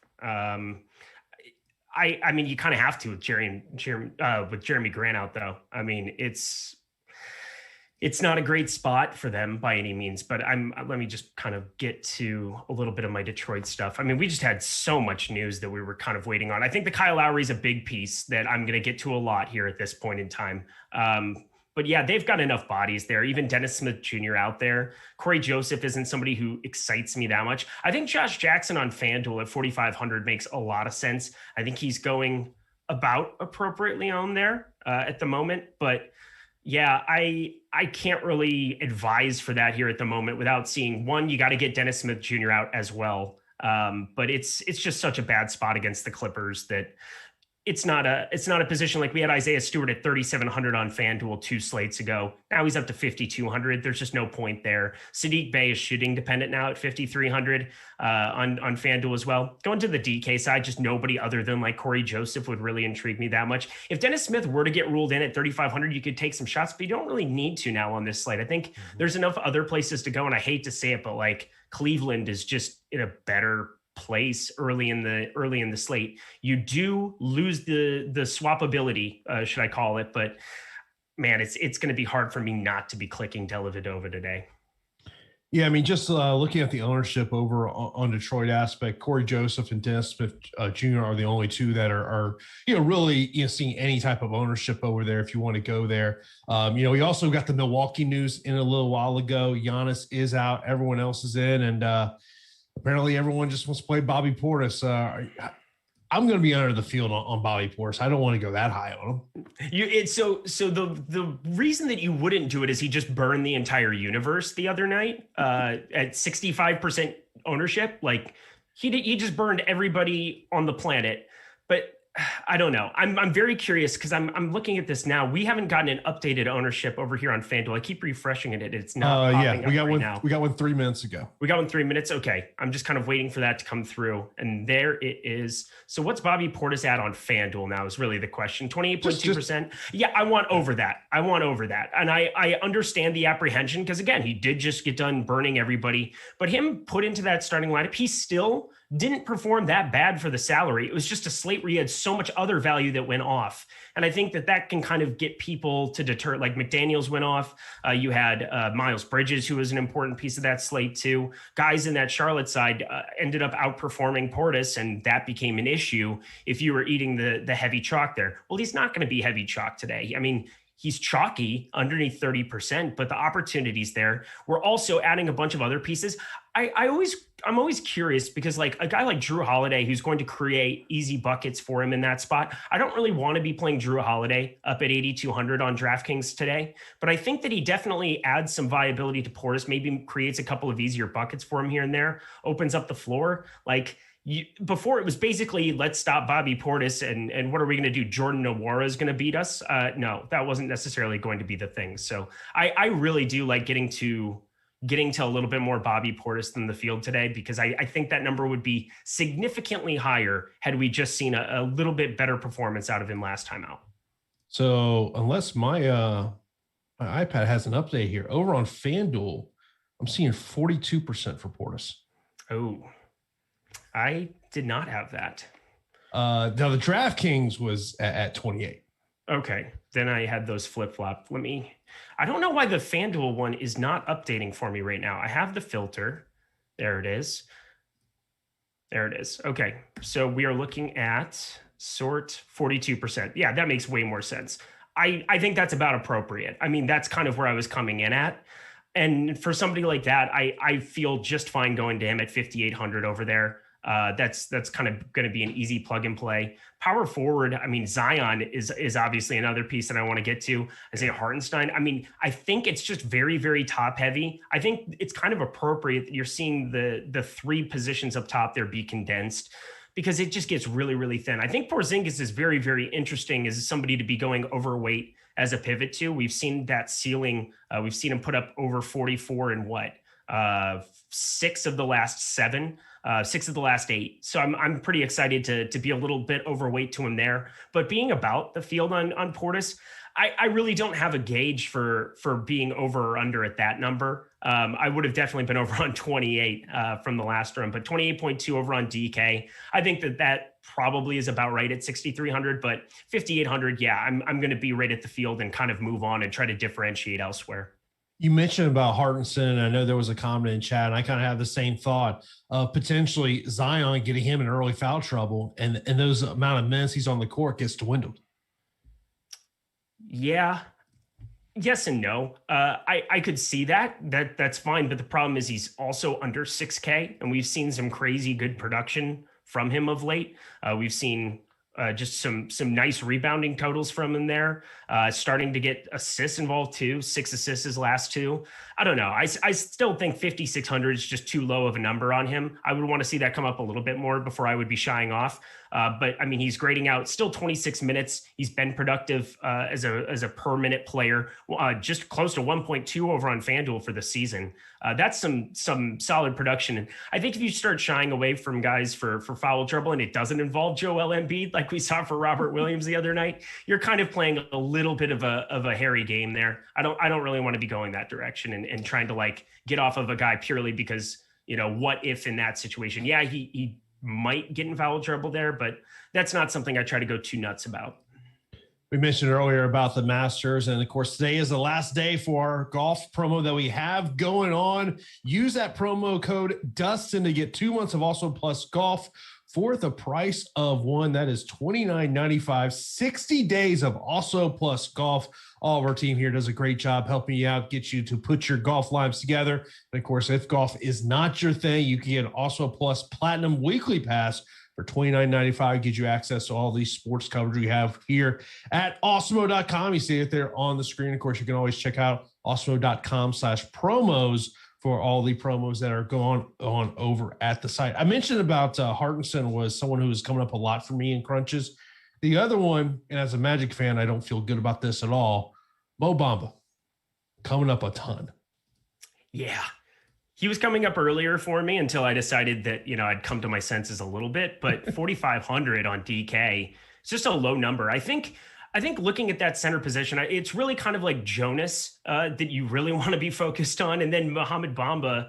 Yeah, I like him. The problem is you're just never going to see, I don't even know how you'd go about like figuring out what his minutes allotment, like 20 is what Alex has him in for, and he's already going to grade out fantastically well at a 1.2 DraftKings points per minute player on the season. So like I was getting like 65% of my first couple of runs before I capped him. I don't know. I think there's just a little bit too wide of a range of outcomes there to ignore him completely. I think he's getting about appropriately owned from where he's at there. And if you were to see 25 minutes, I think you're going to definitely be wanting him there. But there is a minutes floor that exists, and he's somebody who had a left hip contusion. They're probably not going to have any reason to like be pushing him past the 20-minute mark. So I'm probably going to be a tiny bit lower than what the field is there. I understand wanting to get to a bunch. And again, if I were just crunching this straight out without capping him, I would be getting a crazy amount. But because you have Isaiah Hartenstein, and because I am so high on Jonas today, who's going a little bit lower owned, I think just kind of makes more sense for me from a tournament perspective, coming in just under 20%. I'm kind of going that direction with center. And then Isaiah Hartenstein as well over there. 5,200 is just too cheap. And we already do have the Magic starters in. It'll be Wendell Carter Jr., James Ennis, Carter Williams, Dwayne Bacon, and Gary Harris as a part of that. And I saw the note from the Magic PR Twitter account. This is their 25th different starting lineup this year. It's outrageous. That's not good times. That is not good times. Team record is 28. I'm just going to. Are you a Magic fan? You're a Magic fan, right? Oh yeah. Unfortunately, yes, I'm a Magic fan. It's very rough to watch them play basketball at this point. I guess we're just the process 2.0, which look, I don't mind. I did not mind them blowing it up and saying, we're just going to start over. We're going to compile draft picks, and we're going to hope our scouting department knows how to draft players, which hasn't necessarily been the case. No. Oh, yep. Some of the I hear you. From Magic fan to Timberwolves fan, right there with you. Also, freaking Twins, man. Like, why? Whatever. It's just torture sometimes. Buxton's just out of his mind. We have Cologne go in there and blow another one. It's just brutal. It's just a brutal life of Minnesota sports fan. Anywho, back to basketball we go. Happy things. I would tell you this. Anytime the Magic drafts an international player, I'm like, oh, no. This guy's never going to play for the Magic. Yeah. Well, Vooch is pretty good. Well, that was a trade. I know. That was a trade. Yeah. But yeah, it's the unfortunate part. I mean, look, when I look at this Magic team, the question is, I mean, you got some value there. I mean, do you want to get to a 3,800 Gary Harris? No, I really don't. I mean, that sounds like pain and suffering. I think I would much rather be going the James Ennis route if I were to go anywhere. Mm-hmm. Terrence Ross has the ceiling that we've kind of been starting to look for from him. He is starting to embrace a little bit of the I am the captain now, but hasn't gotten over 30. So we got to 34 minutes against New Orleans, played the last couple as well, been capped basically around 30 minutes. They have other guys that they're basically giving run. Now you add Gary Harris to the fray for stuff. It's just pretty darn gross. He did play decently well. Gary Harris did have a 31% usage that first game that he debuted against Indiana. So let that be known. But 3,800 with so many other guys there, I'm just going to have to pass. Yeah, I mean, if I was going to really look at someone on the Magic, I might look at Terrence Ross just the way the Bucks play defense, and if he can catch fire from 3-pointer, that may be the one guy that I'd want to take a little dart at in tournament plays. Yeah. But I mean, Mo Bamba on DK makes a lot of sense too. So I'm not poo-pooing that by any means, but I think that there's other directions that I'm going to go with my 200 lineups on DK today. In terms of a player that just went off last night, Gary Trent Jr., what is your thoughts? I mean, obviously we're waiting on the news on the Raptors. We do know Van Fleet is out. We do know OG is out. Where all signs point to that we're going to get Kyle Lowry in. Mm-hmm. I mean, look, you're not going to get 44 points out of Gary Trent Jr. I mean, that's not likely. But how are you developing this Raptors team tonight? I mean, it's Kyle Lowry on Fanduel. I mean, that's going to kind of be where I'm going to be going to a bunch here. I 6,300. I got to assume that if he's playing, that he's going to be somewhat. Yeah, they're not going to play Kyle Lowry until he's like ready to go. They held on to him. They're not going to be pushing it by any means there. If you just even plug him in for the 30 minutes that Awesemo has him for, with I think there's being upside for more, he just grades out phenomenally well. I think on DK now everybody becomes about appropriately priced for the situation, bringing Kyle Lowry back in. Bembry's 3,800. You could maybe take some shots on that still. Boucher's now up to what, 6,800 over there. So that's going to be a pass for me as well. But Siakam was going to be interesting if you got Lowry out of there, even at 8,900 over on FanDuel. Now you really don't have to go there. And I think just being able to eat some of that chalk with Portis, Hartenstein, and Zion and getting different elsewhere, it's just going to make a lot more sense for my builds. Gary Trent, I like. I mean, you just take away so many more shots now. You're getting all those guys back, and now Kyle Lowry's back, and it's going to be hard for me to imagine that he's going to see the same usage, that he's going to see a 28.4% usage rate, that he's going to get the amount of looks. He had 19 field goal attempts. What's 17 for 19? 7 for 9. I mean, that's just like efficiency to the max. No Gary Trent for me today.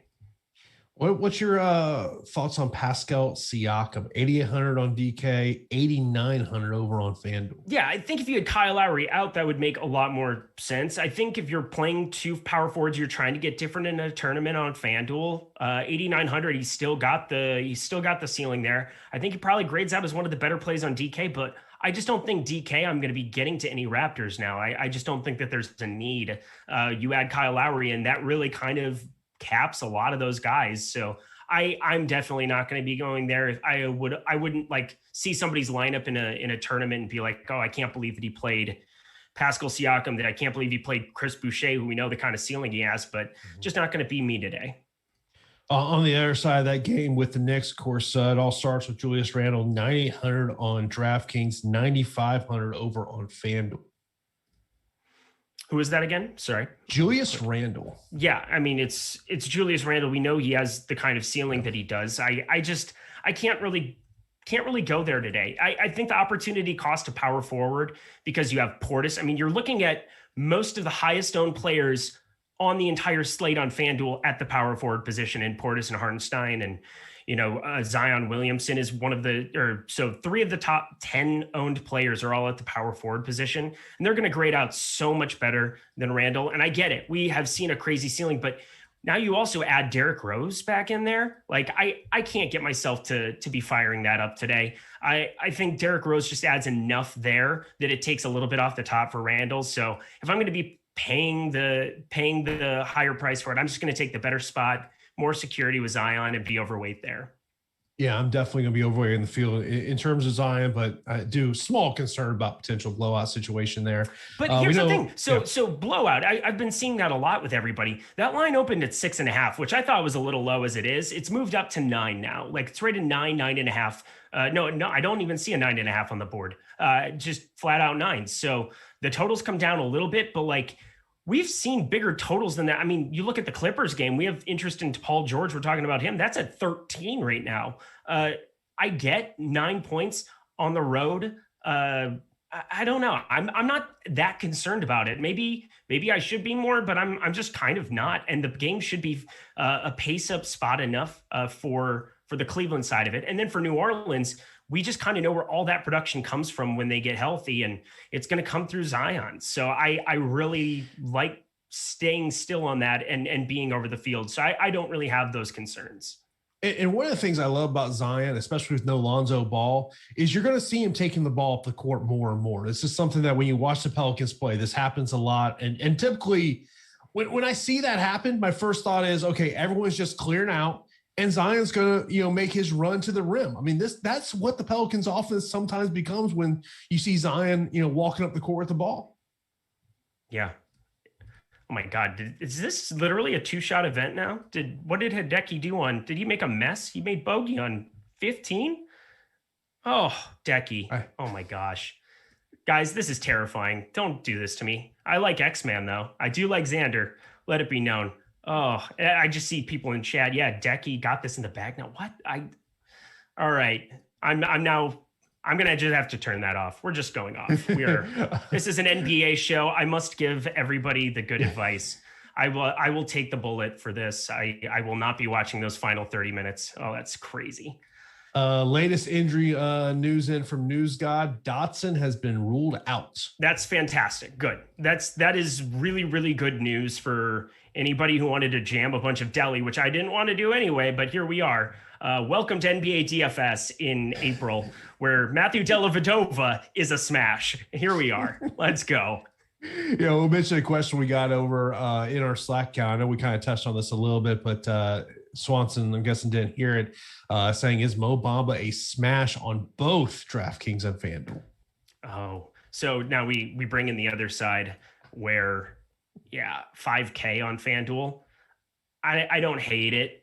For me, I just want to see he's coming in with the most ownership at the position for a guy who's going to be getting 20 minutes. And I understand the rates are great. And I understand that there's like a minutes upside that exists there. If you were to get to 25 minutes, I would really kick myself. But man, I just feel like going overweight to Jonas gives me just so much more access to not only ceiling, but there's like a sense of security that I feel about that. I don't know. I feel like Mohamed Bamba at 20 minutes that I have him for right now is just somebody that I'm not going to get to where the field is, that I kind of want to make my stands going other directions, like going to Vooch, going to Karl Anthony Towns, going to some of these other spend up centers who bring a crazy ceiling. And because you don't have two positions at center, I don't know. If you were to get 18 minutes out of Mohamed Bamba, you're basically screwed. You're basically in the doghouse. You're going to be playing catch up to everybody. I'm going to kind of spread out center because those other guys are coming in lower round.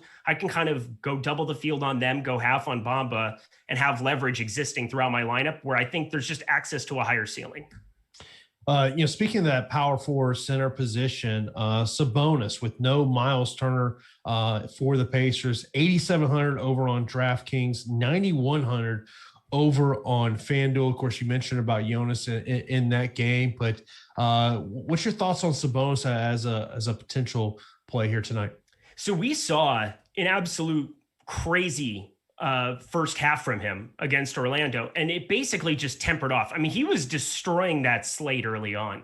I like going back to him there.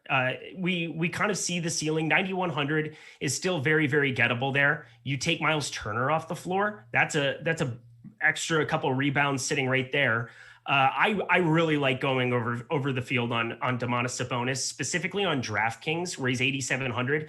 FanDuel, I'm a little bit less so because we've talked about you're getting such a discount on some of those other guys, but I wouldn't fault you whatsoever if you wanted to be going overweight in that spot. Yeah, when you look at why does I feel like every time I roster John Morant, it's just a bust for me. Because John Morant he's having the sophomore slump. I mean, that's kind of what it is. And not only that, but Kyle Anderson has been good. Like watching some of those games, it's weird because Kyle Anderson at UCLA, I remember watching him and being like, everybody loves this guy. Like, I don't know, he just plays basketball. So it's like watching glue a little bit. It's not the most fun brand of basketball, but he just is getting things done. He's taking enough away from John Morant in some of these spots that it just makes it more difficult. You don't see the kind of ceiling day in, day out that we saw last year out of John Morant, but now the price also has kind of adjusted to account for that. So 7K on FanDuel, fire it up. I don't think there needs to be any second thought about it. They also have an implied Vegas total sitting right around 119. I like going to John Morant for sure. course, we are sponsored by No House Advantage. And speaking of John Morant, 18.5 for points. Over under on that one. John Morant. Yeah. I mean, I honestly don't even have a lean. What do I have him in for? I have him in, I can tell you in 2 seconds. Got him for 17.2. So I would be taking the under, but I'm probably not going to be betting it. And of course, you can see it right there on the screen. Our No House Advanced projections. They are free on the site. And of course, be sure to download that app. Use the promo code Awesemo to receive a $20 first match deposit. Beat your friends, not the house there. And maybe if you want to look at John Morant, points plus rebounds, 22.5. Oh, Alex loves that. I'm seeing right now 20.19. That's beautiful. Okay. So that makes me even like Ja even a little bit more. Like for me, it's looking right at 7.4 assists on the entire season for an average there. Again, Kyle Anderson cuts into a little bit of that production, but I mean, he's the boss man. He's the number one player in the world for a reason. So I'm going to copy and paste, and we're going to aggregate these and put them together. Yeah, 7.4. So a little bit higher, 7.56 against Indiana. That makes a lot of sense. The points plus assists is definitely the spot to go. So on NHA, I mean, that's definitely going to be getting to like that 63%. I think that's like a good 3 or 4 point number for, so you basically have the point system where 10 for your most confident. And I think that would just be anything Kyle Lowry revolved right now. Now that he got ruled in, possibly people maybe won't click on that ahead of time, but if you sort it by the over column as well, if you want to do that for a second, over there, good old producer Jordan, you've got Kyle Lowry rebounds, which is the best bet on the entire board for an over, and 90.21 to go over. So 90% of the time he's going to hit that over on 3.5 rebounds, smash that in the 10-point column. Yeah, you got to check that out over at Awesemo.com. They are always free over there. No House Advantage. By the way, as you mentioned, the news is now in. Kyle Lowry is available. Birch will also play. And then our starters for the Bucks are in. Holiday, DiVincenzo, Connaughton, Middleton, and Lopez. So kind of what we expected there. Yep. When we heard the news that Giannis was going to be out there. I know there's a question about, Luka. We talked a little bit about Porzingis a little while ago. I like the price on Luka where he's at on FanDuel. Yeah, I'm also, so if you're talking about Zion, like Luka's the other guy that I just continue to be way over. 10-2, it's going to start happening, and that's going to be adjusting back up. I mean, we've just kind of seen for Luka's standards, a little bit of a lull here. Hasn't really busted through 51 fantasy points since he got hurt, basically, since he sat out those 2 games back to back at the end of March there. Just kind of been a little bit more limited. They've been getting Porzingis involved, but they've been winning basketball games. That's really kind of been the key. They've won, I believe, 6 of their last 7, and that's kind of been the goal there. They haven't had to push Luka as hard here in some of these spots. Against San Antonio, I feel pretty good about this spot being way over the field on FanDuel at that number. And then still on DraftKings, because you do have that ability to slot him over at the small forward position, I think even at 11K, I'm going to be getting to some over there. Mentioned a question over in our Slack, Lillard and Bamba or Butler and Hartenson. We haven't talked about that Miami game with Jimmy Butler, but what's your thoughts there for the question about Lillard and Bamba or Butler and Hartenson? I'm probably going the first one of that. Let me see, where's that at here? Yeah, I'm going to the first one of those too. Yes. So we got Jimmy Butler, 9,000 on DraftKings. He's 9,300 on FanDuel.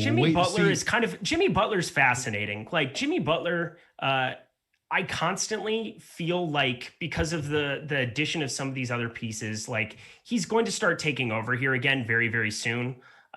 Let's see. Take it off with because Oladipo is now off. There we are. Okay. So yeah, I mean, Jimmy Butler, I think is actually going to grade out pretty darn well for me here as well. I haven't hit my crunch yet, so I'm going to hit that and just see how much I get to him there. I don't mind that as a play against Portland, but probably going to be leaning to the first one of those 2. We haven't touched much on the Bulls at all today. Zach LaVine, to me, look, he's going up against Minnesota's defense. Like, is there a better way to put it? think you got that covered. I think you did a good job. You said Minnesota and defense, and normally those two things don't go in the same sentence. That was pretty much the only surprising thing about that. But otherwise, Zach LaVine, yeah, go right ahead. Have fun. I have no problem being overweight. I've been overweight constantly there. He's way too cheap at 8,300 for this spot on Fanduel specific. EMac and Terry were talking about Vooch in that spot. We talked a little bit about center position just a moment ago. And I know Vooch wasn't one of the names that you looked at, but to me, he's always a guy we have to be looking at. It's just a matter of whether you can pay up for that price. 9,600 on FanDuel, 9,100 on DraftKings. He's been good. I mean, offensively, from a fantasy perspective, he's had those ceiling games. He had a 64.25 outing on DraftKings against Indiana. It was. That was 3 games ago. Him and just going back and forth, him and LaVine are going to each get their own. Like, it's going to be a back and forth type deal. I don't necessarily think you have to have a rule against them in the same lineup. I think organically, because they're both spend up options, you're not going to get to them as much together as is. But I mean, it's Vooch getting Minnesota as well. I mean, it's kind of the same argument you could make there. It's not like Karl Anthony Towns imposes anybody on the defensive end by any means. I would say that I do like paying up for Towns a little bit more, going under 10%. I know 10-8 looks crazy on DraftKings, but I think there's enough value that exists on this slate to make that kind of a priority to be over the field. I'm just basically WWRD. What would Rinpack do? Rinpack would be over the field on Karl Anthony Towns. We got a couple questions in Slack about Najee Marshall. Yeah, he's in the starting lineup. I saw that. That was the one thing that I saw, and I'm waiting for that to adjust before I go too crazy chatting about that. But 4,300 over on FanDuel, there's really not a reason that you have to be doing that. Just I'm not going to be. I don't think that I'm going to be. I'm curious if anything changes for Alex's numbers with the fact that he was starting, which is what I believe I saw come through. So Bledsoe, Marshall, Ingram, Williamson, Adams. So that would be the only reason you're basically saying, oh, I would expect him to play more than the 20 minutes that Alex has him pegged for. 3,700 on DK is interesting. That might actually be something that I get to. I'm curious what those minutes will change into on the next run here. I'm going to refresh and see if we got anything new, but I had him in for 20 minutes and he was still somebody that was popping into about 4% on this first crunch that I just ran. But I think I'm going to be getting over probably to quite a bit more of that at 3,700. I think that's a fine piece of value to get to. If there is a blowout, I would expect him to kind of be unaffected by it. Yeah, I mean, like Zion to me is a core play. I know you're going to agree with that, but to me, it's just a matter of how much is too much Cavs in your lineups. I mean, I'm probably not going to have over 3 from a GPP perspective. I mean, it's not like Bodrick Thomas or Chetty Osman are guys that I'm expecting to be going for 30, 35 in this spot. I mean, Delly kind of seems to be the main guy at 3,400 because he is cheaper down there. I will say it's not fun to be using a point guard spot on him when you now have Lowry over on FanDuel and you've got Luka Doncic you want to pay up for. I think that maybe is going to be a little bit different for me, but on DraftKings, 3,400 is pretty darn nifty. Taurean Prince, I don't even have to think about, which is really nice at 5,100 over on DraftKings now. Not even really in consideration. I think on FanDuel, you could probably get to 4 maybe, just because you're looking at Delly at the min, Chetty, 3,700, Okoro, who I don't know. I don't know why you would want to necessarily be way over there. But like Taurean Prince, 6,400, Kevin Love, 6,100. If we were to see him finally just like get those full allotment of minutes, but it's just not going to happen, I don't think, on a back-to-back, which is why I think he's grading out so poorly today. I would say the 3 is the most I would want to be getting to. We haven't talked. We talked about the defense or the lack of defense that the T-Wolves like to play. Is there someone on that T-Wolves lineup that you're trying to get to a little bit more than the field is? So Towns is definitely the priority for me there. We've played a little bit of Jaden McDaniels. That was a guy that I believe it was Steve Buzzard who brought up the other day. Just a guy who was playing massive minutes there. He had a string where he was playing well into the 30s, and now he played 44 minutes last time out. 43 and a half is what he played against Boston in that last game. I could get to a little bit of him there. D'Angelo Russell, I still want to see a little bit more. We're starting to see those minutes trend up. And he 32% usage against Boston as well. I think it's basically just going to be Towns for me. And that's going to kind of be the priority. I don't see myself getting to a ton of anybody else. Speaking of centers, I don't know how much Enes Kanter you had last night. Hopefully you had a good amount of him. No, I didn't. It was not fun. It was very, very unfun is what it was. I remember last night, I was just going through box scores, and when I pulled up the Trailblazer box score, I go, oh my. Like, to get that amount of rebounds in a game is, I don't even know the right 30 word. spot. 30 spot. Yeah. Well, it also requires some inaccuracies. It requires some bad shooting to a certain extent.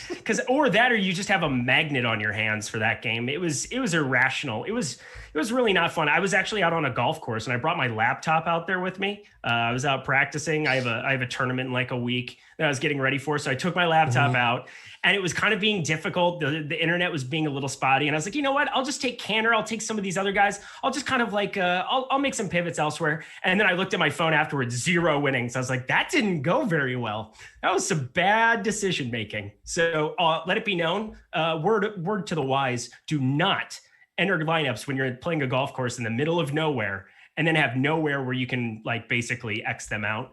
So I was kind of forced into playing and it did not go well at all. Yeah, I had a buddy hit me up yesterday afternoon. He was like, hey, you want to go WrestleMania? I'm like, sure. Why not? And then, so I basically I'll go, I'm not playing any lines because I know I'm going to make a basketball Wait, you lineup. went to WrestleMania? Yeah. What? You're Yeah, buried the lead. Why didn't you say that at the top of the show? You went to the... I was there, You went to WrestleMania. How fun was that? It was a blast. I mean, it wasn't, when it started raining at the beginning of it wasn't necessarily the best thing. And I can tell you, it's been raining all day here in Tampa. So whether or not they start that thing on time tonight, but no, it was a cool time. I have not watched professional wrestling in probably actively in like 15 years, but it was a good time. It was a fun time. That's awesome. That is way cooler than anything I've done in the last, year. I would tell you this. Social distancing sports events is some of the best things. Interesting. Yeah. You can just kind of, you got all the leg room you want. There is no line concession stands. There's no line at the bathrooms. I'm telling you, we can stay to this. Yeah. I got vaxxed. I'm ready to go. I'm ready to see some things. I can go do some things. Yeah. Question over in our Slack account says thoughts on Portis not starting and D'Angelo Russell minutes. I mean, what? 30 would be the cap. I mean, I would say he's probably going to be playing 25, 26.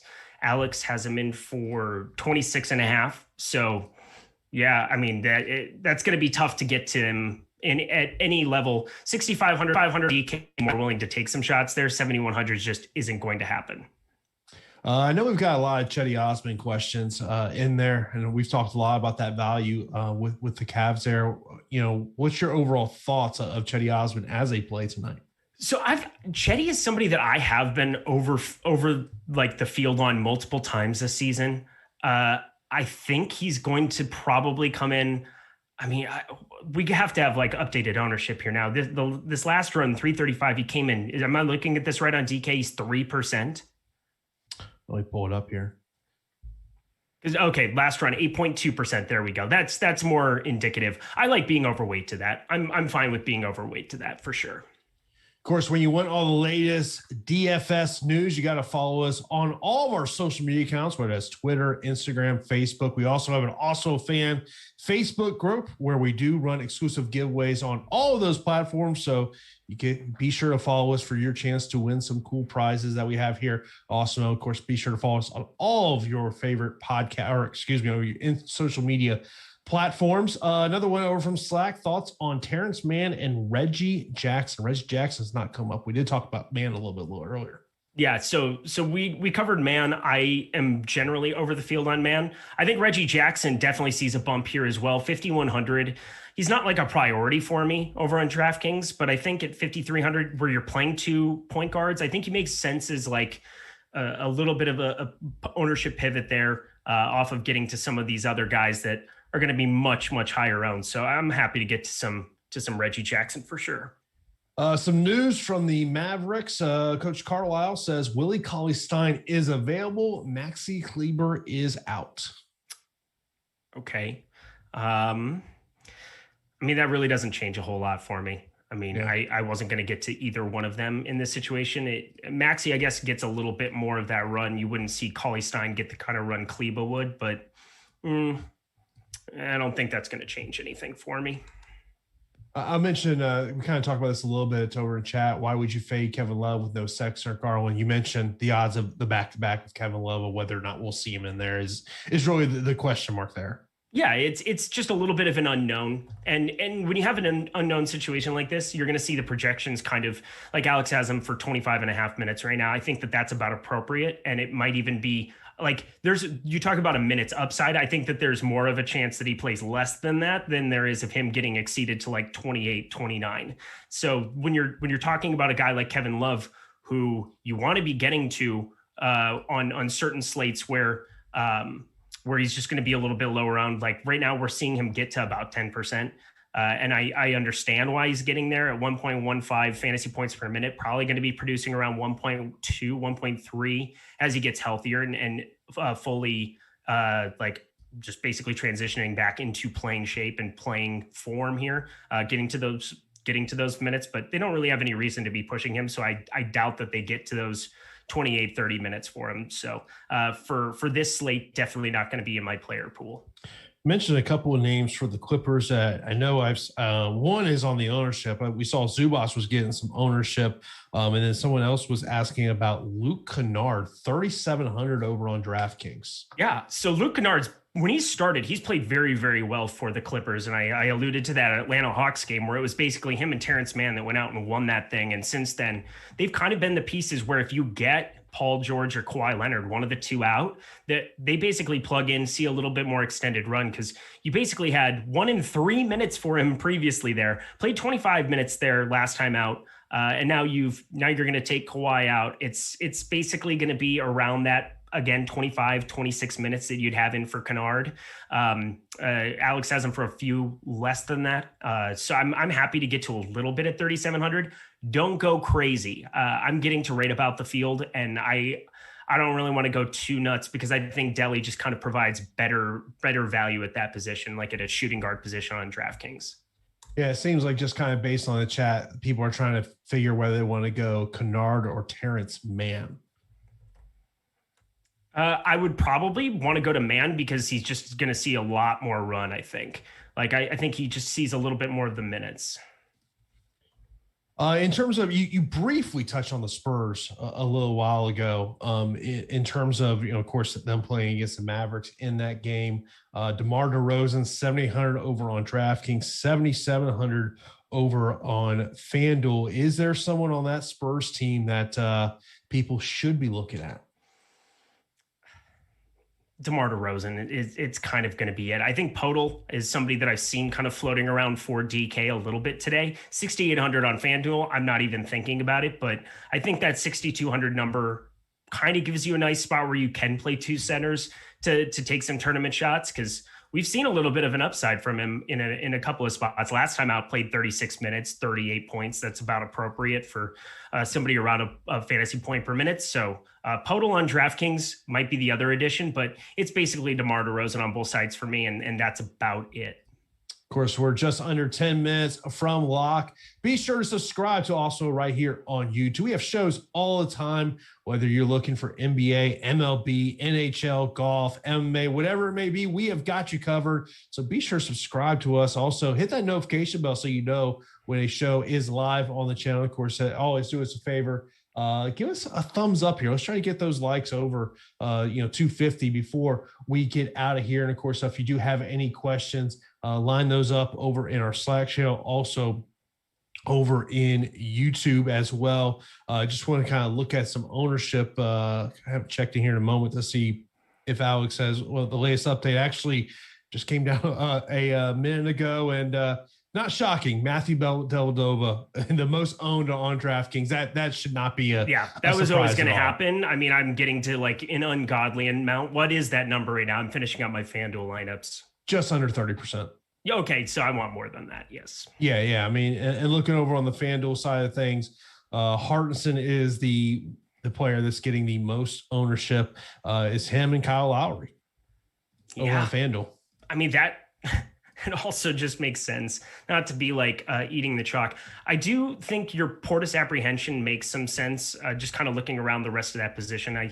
I don't know. I wouldn't want to necessarily just like be at the field on all three of them. Hardenstein, Zion. I think Domantas Sabonis is somebody that's going to be popping up for me on this last run, specifically over on DK. So I want to let that be known. Power forward, being able to play him over there on DraftKings, that's going to be something that I'm going to kind of make a priority as we finish out. And Giles brings this comment up over in our Slack channel. Does Portis get to 30 minutes without starting? No, probably not. I mean, right now it's a little bit under. I have him for 27. I think he was coming 28 or 29 in a lot of other spots. But that was basically me just trying to make sure that I didn't get to like infinity of him. Because if you plug him in for like 32 minutes or 30 minutes, 1.15 fantasy points per minute, 6,300. I'm going to get to him a ton over on FanDuel at that rate of 5,800, but 6,300 even on DK, I was getting to a lot. And I just don't want to be having my day made or broken by Bobby Portis. So I think being around the field is about appropriate today for me. And this is the thing about the Magic. They're a odd team where there's these games like this that you just expect them to get run out of the gym. And then magically it's a ball game or they might even win the game. Like it's the weirdest thing with them. I mean, because we're always, you mentioned about earlier, the blowout situation, something we do tend to talk about. But this Magic team there's games where you just think they're going to get run off the floor and they were don't. Up like 15 or 20. They were up a ton on Denver. That was like second or third game for Aaron Gordon in Denver. And then Denver went just completely nuts in that second half. I think they were down like 16 or 18 and the second half line was like minus 15 and a half or something. And they covered it massively. I think they ended up winning by double digits. Denver did, but it was just crazy. This is definitely a feast or famine Magic team, but I expect them to be a lot more famine. I am so sorry. Look, you don't got to tell me. You don't got to tell me. I know, but I told you anyway, just in case you didn't know. Look, we haven't had a go-to score in God knows how many years. Have we talked about Chris Middleton yet? Have we talked about him? We have not, no. Okay, we should probably talk about him quick because I am way over the field on Chris Middleton, so I just want to let that be known. I understand it. I get it. I know all of you are disappointed and you're not happy with him, and I'm not happy with him. It's been bad here of late. Other than that one Portland game in the middle of that stretch, he's been bad. But we have such a history of Chris Middleton being exceptional with Giannis off the floor. Exceptional. And I don't want to take in 2-3 games here and say, oh, it's just kind of, he's off, he's a different player or whatever else. He's going to be playing 34, 35, 36 minutes. He's an absolute smash still for me. I'm triple the field and I'm ecstatic about it. I'm not ecstatic. I'm terrified about it, but I think that's kind of a spot where it's like taking Giannis off. Why not be overweight Tim, who continues to disappoint everybody time in, time out? He's still only 8K on DK. I would expect with Giannis out last year for him to be around 9K if you were to take him off the floor, produced at a crazy rate. So I just wanted to throw him in because he's somebody that I'm taking a large stand on for the positive, and just wanted to let it be known before lock. Question over in Slack, Najee Marshall or Patrick Williams for FanDuel cash? So what is Patrick Williams? Because Patrick Williams has been cheap over there in the past year. What is he sitting at right now? Patrick Williams on FanDuel is 4,500. Yeah, I have 0. So 4,500 is just a little bit higher. He was at like around 3,700 for a while there, was playing low 30s minutes. They have enough other guys there. You're bringing Vooch and Levine on the floor. That was different than just Levine being there in that offense. So I'm going to have to say no to him. And Najee Marshall, we've talked about. I don't love that price tag over on FanDuel, like not in love with it, but 4,300, going to be seeing at least 20 plus minutes there. That's fine. That's fine to take shots there. Rio, appreciate you in the super chat. McDaniels or Morris at power forward for FanDuel cash? Daniels or Morris? Don't play McDaniels or Morris in cash. Don't do that. That's the answer to the question.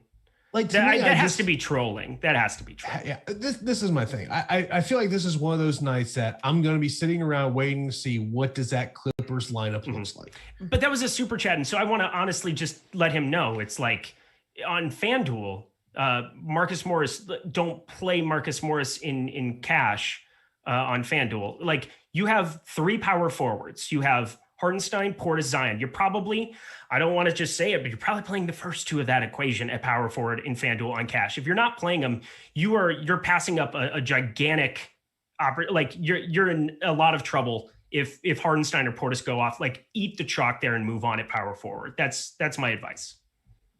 Yeah. They're the 2 highest owned players of the slate. And so, yeah, you should not be looking at anybody else at power forward on FanDuel other than those 2. I'm with you. I'm literally, I have one of my FanDuel cash lineups up right now. And, I look at it and I'm like, okay, how many Clippers do I really want? I mean, it's a Paul George smash season for me tonight. I mean, it has to be. Yeah.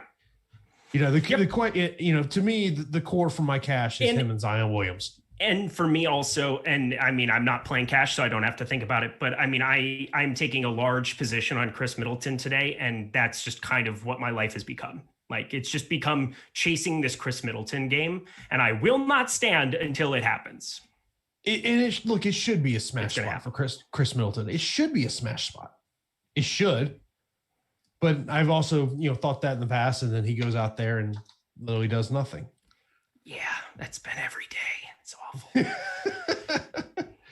But we are right at lock, as lock is just a couple of moments here away. Of course, a couple of 7 o'clock games, but you got to pay attention to those late swaps. Of course, be sure to follow our guy News God, or just be right there in our Slack channel for that NBA breaking news channel, which is basically my lifeline on NBA nights. I'm looking at that and saying, who is in and who is out? That is pretty much my lifeline every single night. But as always, appreciate everyone that's in here, that's been watching us. Of course, be sure to keep it locked here to also be back tomorrow. So we got a ton of coverage for you. So good luck to everyone tonight, and we will talk to you again tomorrow.